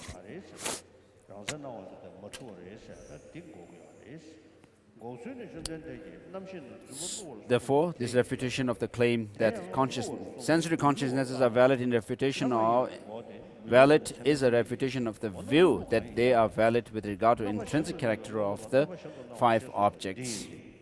This refutation is made by way of the Bhagwan's statement that consciousness is false and deceptive. The statement that it is deceptive refutes its being non-deceptive, and this in turn refutes its validity because that which is non-deceptive is the definition of non-valid cognition. So it will come later. In what sense is it deceptive? As Chandrakirti puts it, it exists in one way but appears in another way. This means that the 5 objects, form, and sounds, and so forth, are not established by way of their intrinsic character, but appear to the sensory consciousness as though they were. Therefore, those sensory consciousnesses are not valid with regard to the intrinsic character of their objects. In brief, what Chandrakirti intended in this passage is that sensory consciousnesses are not valid with regard to intrinsic character of the 5 objects, but because they are deceived in relation to the appearance of intrinsic character in the 5 objects. This is because those 5 objects are empty of intrinsic character, yet appear to have it. For example, it is like a consciousness that perceives 2 moons.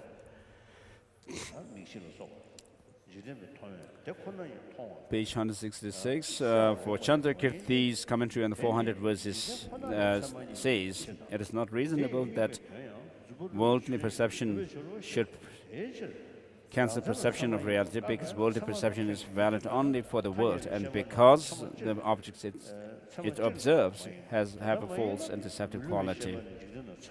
Therefore, since Chandrakirti is refuting the logician's position that sensory consciousnesses are valid regarding the intrinsic character of objects, he needs not refute the position that they are simply valid cognitions. Consequently, Chandrakirti is not giving a general refutation of the position. So right from the beginning of the clear words, when there's refutation of the 4 ways alternatives of production, then he asked the question whether this is being asserted from the point of view of valid cognition or not.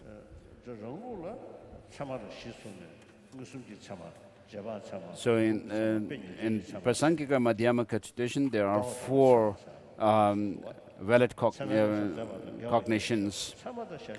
Well, the sensory cognition, then there is the mental valid cognition, and then the conventional valid cognition.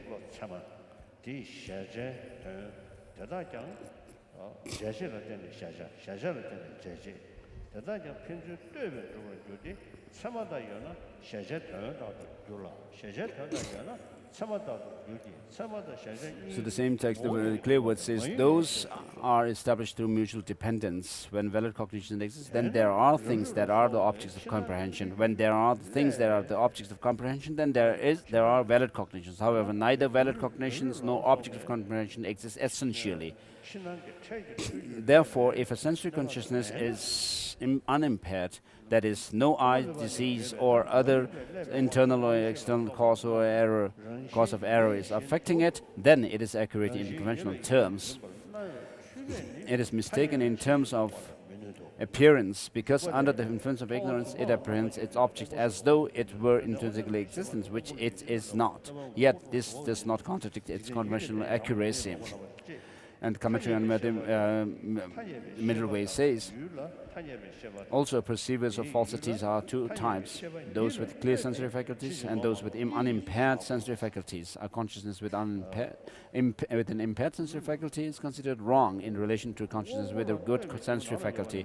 Those objects known by the world and apprehended by 6 unimpaired sensory faculties are true for the world. Thus, the rest are posited as unreal for the world. Thus, conventional consciousnesses and their objects are of two types, accurate in relation to conventional consciousness and accurate in relation to conventional consciousness.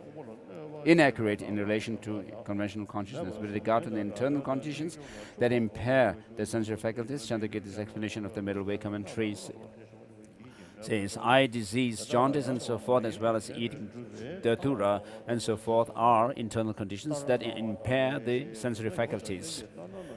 With regard to the external conditions that impair the sensory faculties, the same text says external conditions that impair the sensory faculties include sesame oil, water, mirror, sounds spoken from within the caves and such, as well as sunlight at certain times and places. Even in the absence of internal conditions that impair the sensory faculties, these cause the apprehension of the reflections, echoes, this water of mirage, and so forth.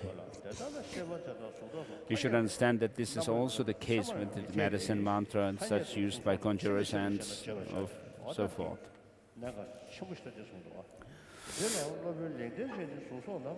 So, with regard to the qualm and the response, regarding the qualm, why? In conventional terms, they are mistaken with regard to forms. So, whatever things exist, the realists say that the ship is something from within the object designated to be an entity or identity of that. So that is being rejected. On this point, the Master Bhavavika asserts that it is the nature of forms and such to exist conventionally by way of their intrinsic character. The Chittamatrins argue that imaginary constructs lack characteristic nature because it is not their nature to exist by way of intrinsic character. To refute them, Bhavavika investigates the agents and objects involved in the process of imaginary construction.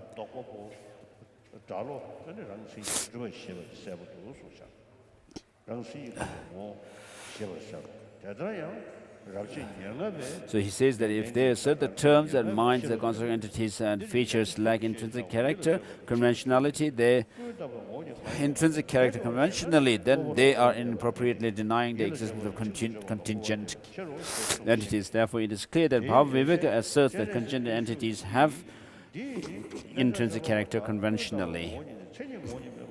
Along the same line, Bhavaviveka's lamp for Nagarjuna's Fundamental Treatise comments on the 25th chapter of Nagarjuna's text as follows. If you say that the very nature of a construct, the mental and verbal expression form, does not exist, then you are mistaken by mistakenly denying things. For you are mistakenly denying mental and verbal expressions. And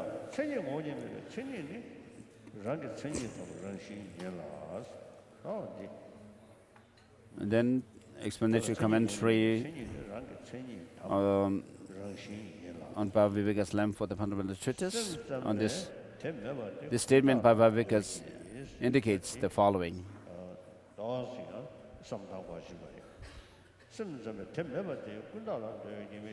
The Chittamatrin's, what is mentioned as Chittamatrin's position has to be thought through.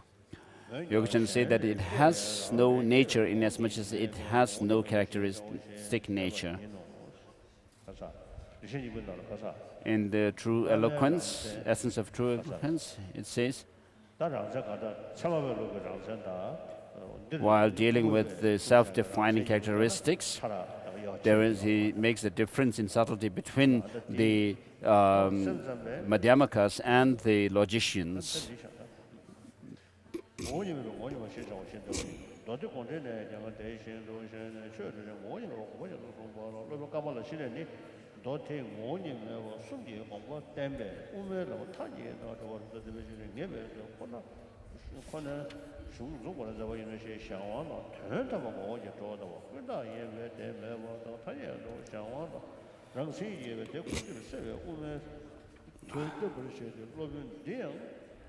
Hence, the Master Kamala Shila also asserts 170 that objects have intrinsic existence intrinsic character conventionally. Chandrakirti's explanation of the Middle Way commentary says, for example, a snake is an imaginary construct when conceived in relation to a rope, but is perfectly real when conceived in relation to an actual snake. Similarly, our nature is an imaginary construct when conceived with regard to contingent entities, which are dependently arisen fabrications. However, as the object of a Buddha, it is considered perfectly real. Understand the presentation of the three natures in this way, and then explain what the sutra unraveling the intention means. He states this as a commentary on these lines from his commentary on the Middle Way. Any sutra that explains something that is not reality and sets forth the provisional should be understood as such and interpreted. Thus, it is obvious that he considers the sutra unraveling the intention as presentation of the three natures to be provisional. In his own system, imaginary refers to the intrinsic existence of the contingent. Hence, Chandrakirti does not assert that contingent entities have intrinsic character or intrinsic nature, even conventionally.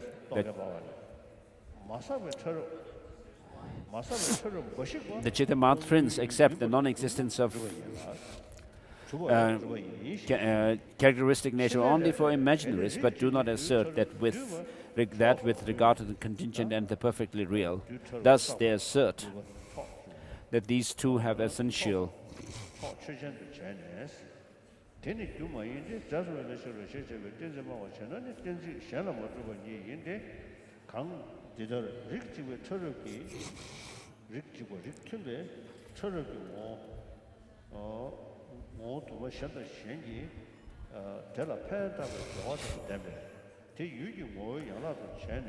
As an answer to the latter position, page 7171, he's making a comment around there.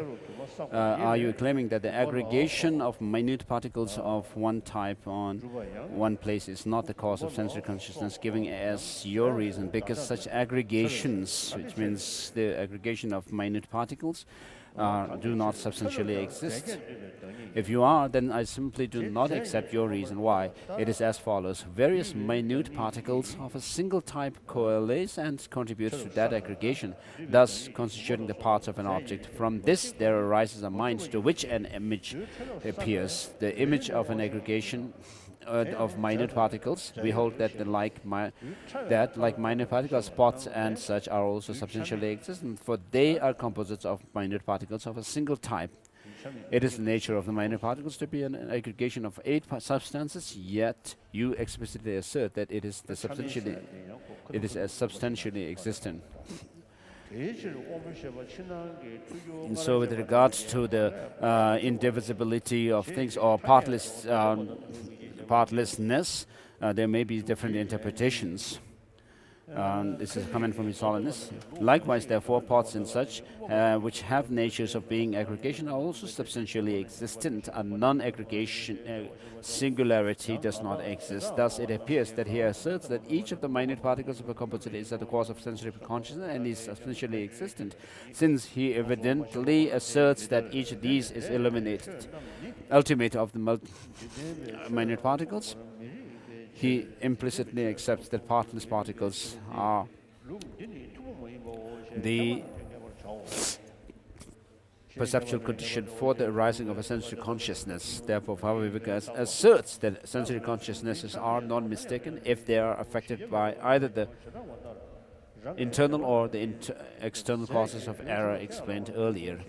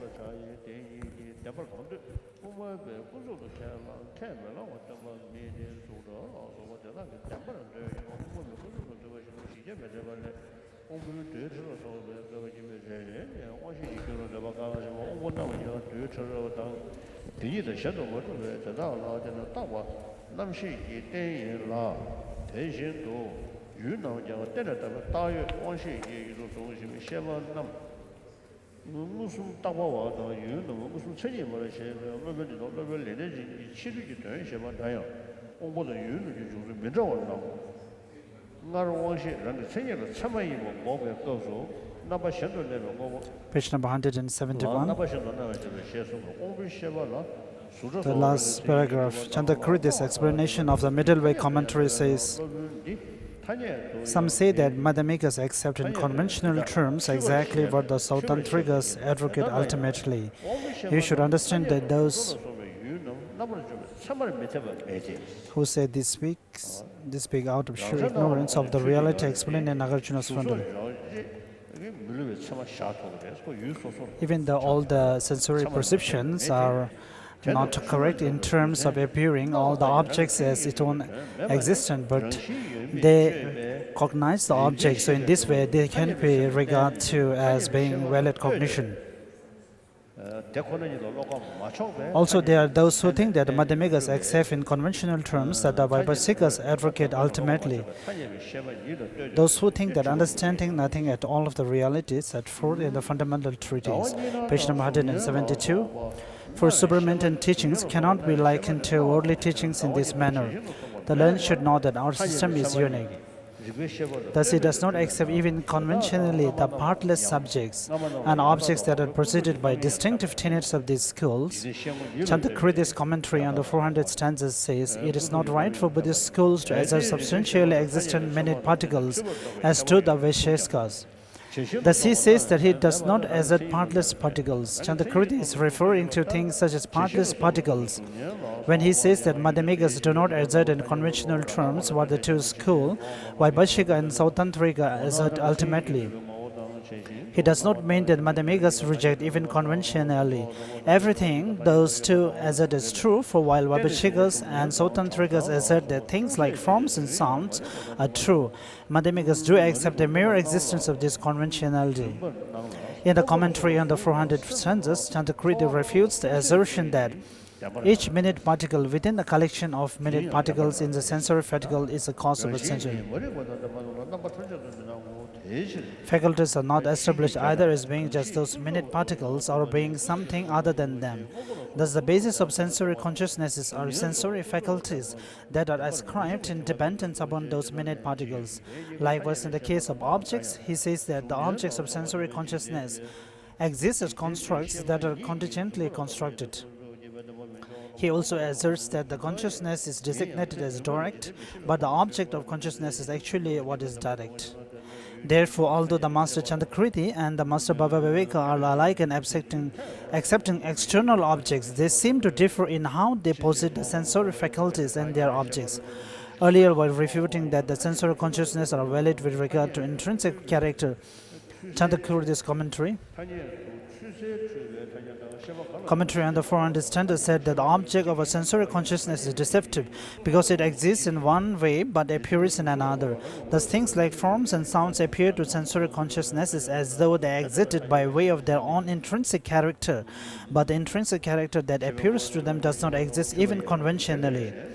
Therefore, Chandakriti asserts that those sensory consciousnesses are mistaken even conventionally.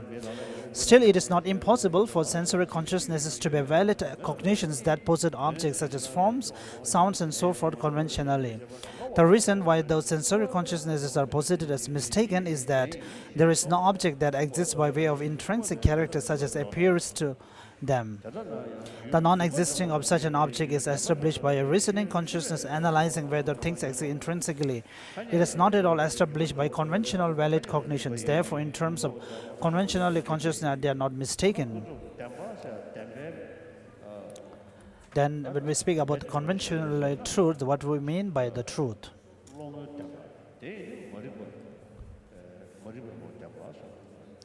It means the truth in the eye of the ignorant. In reality, it may not be truth like an emptiness, but in the eyes of the ignorance, it may be truth. It appears as truth.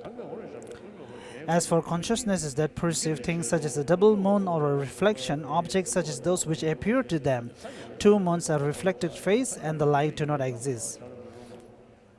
This is established by conventionally valid cognition itself without relying on a reasoning consciousness. Thus, it is appropriate that these wrong sensory consciousnesses and the five valid sensory consciousnesses be differentiated as incorrect conventionally consciousness and correct conventionally consciousnesses. We allow that it makes a difference whether our consciousness is known as mistaken in dependence about reasoning consciousness or conventionally valid cognition. However, just as the referent of a perception of a reflected image as a face does not exist, so also the referent of a perception of anything as having intrinsic character does not exist. Just as forms and such which are empty of intrinsic character do exist, so also a reflection that is empty of being a face exists. For this reason, one cannot differentiate those perceptions in terms of their accuracy, even in relation to ordinary conventional awareness.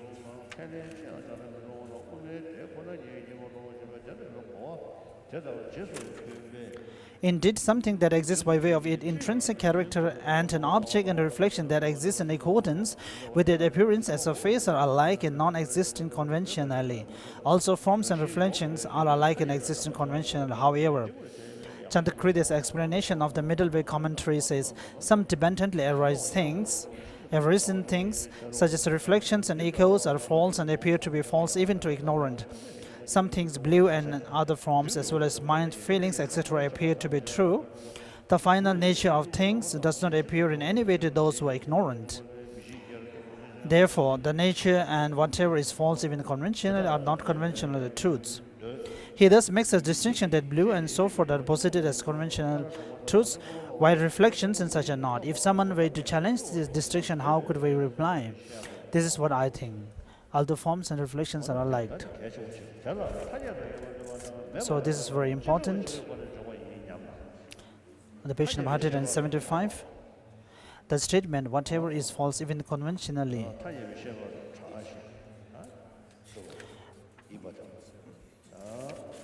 page number 178, sorry.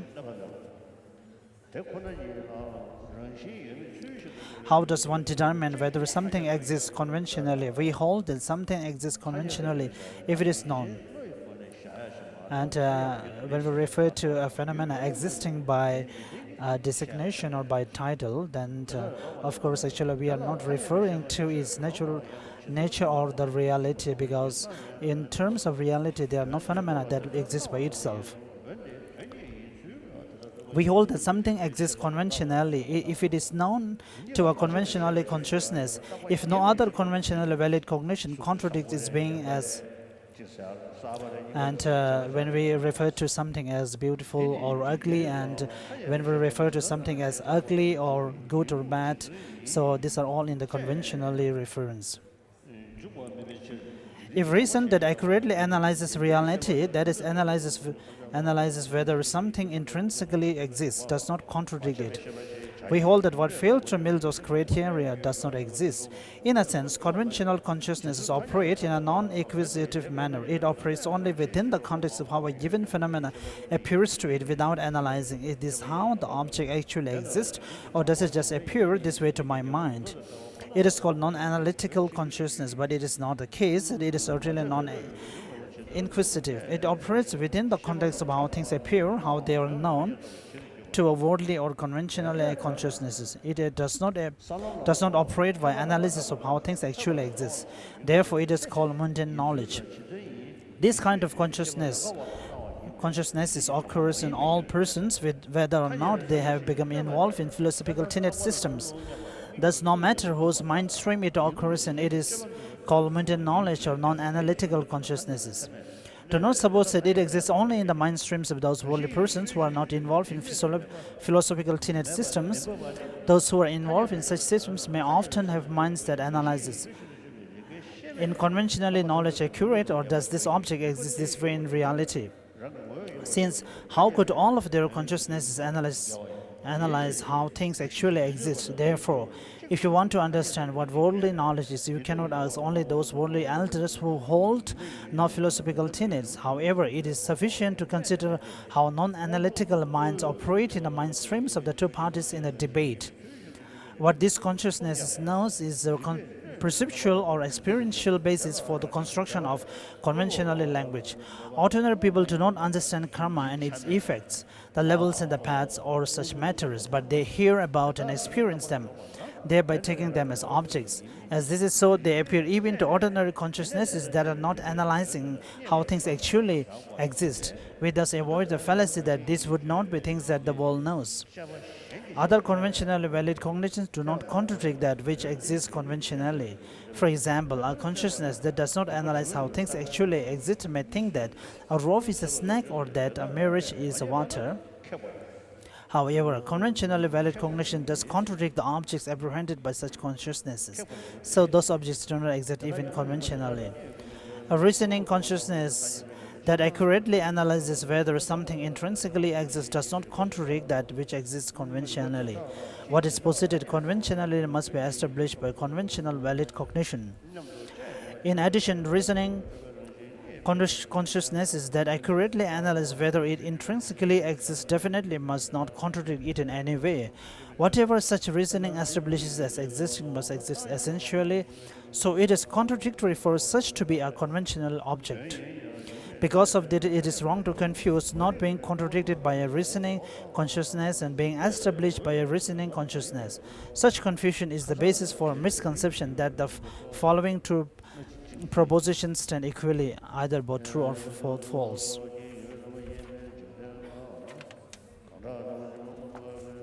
Page number 180.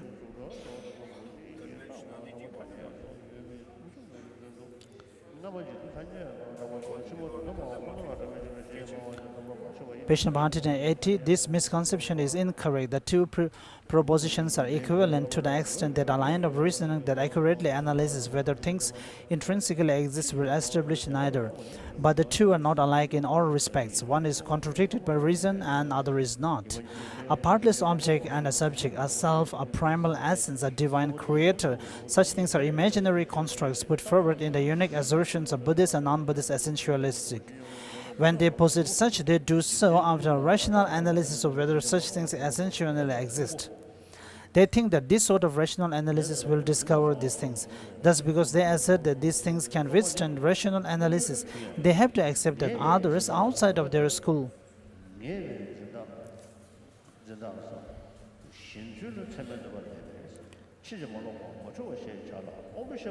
Thus, because they assert that these things can withstand rational analysis, they have to accept that others outside of their school can perform such rational analysis in order to discover whether these things intrinsically exist. When analyzed in this way, such things cannot withstand the pressure of inquiry by impeachable reasonings. Thus, when reason does not find them, they stand refuted, for it did exist. Such reason will have to find them. We possess forms, sound, and such only as they are known to conventional consciousnesses that are not impaired by internal or external causes of error. We do not assert them as part of a system in which an analysis of whether they are mere conventions or instead have objective existence will find that they are essentially or intrinsically existent. Thus, rational analysis of whether they intrinsically exist is irrelevant because we do not assert that those objects can withstand rational analysis. For example, if someone claims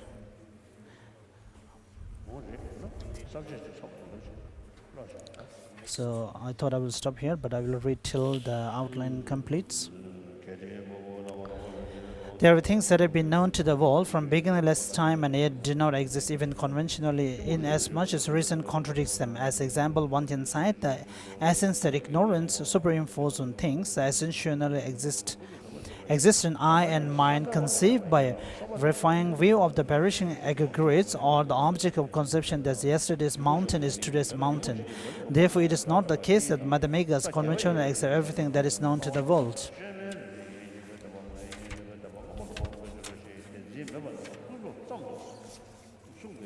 On page number 182, final paragraph. Therefore, the truth of forms, sounds, and such is posited in the perspective of ignorance.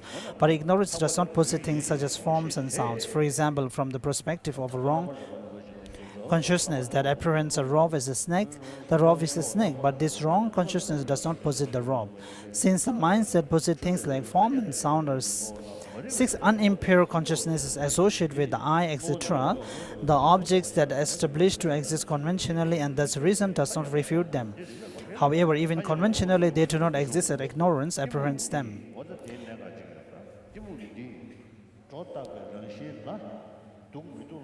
This is because ignorance superimposes an essential or intrinsic nature on things, and this intrinsic nature does not exist even conventionally.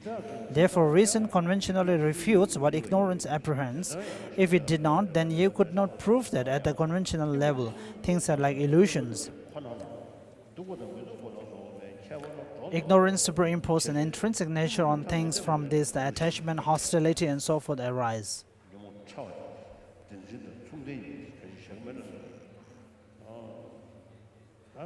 Therefore, they do not walk about from ignorance. So here, the ignorance or the afflictions, when we refer to, I think they are the subtle form of ignorance. The ignorance with the confirm or correct focal objects. Therefore, they do not walk apart from ignorance, but they depend upon ignorance. This is because ignorance is the main affliction. These are the innate afflictions that have operated from beginningless time. However, because reason can eradicate the way that they apprehend things, their referent objects do not exist even conventionally. Therefore, objects of innate minds are of two types: those that reason can refute and those that reason cannot refute. The objects of the innate conventional valid cognitions that possess things like form and sound to exist conventionally. Hence, reason does not refute them. I'm afraid I may have said more than enough about this. I will not elaborate any further. So we'll end here. The mantle offering.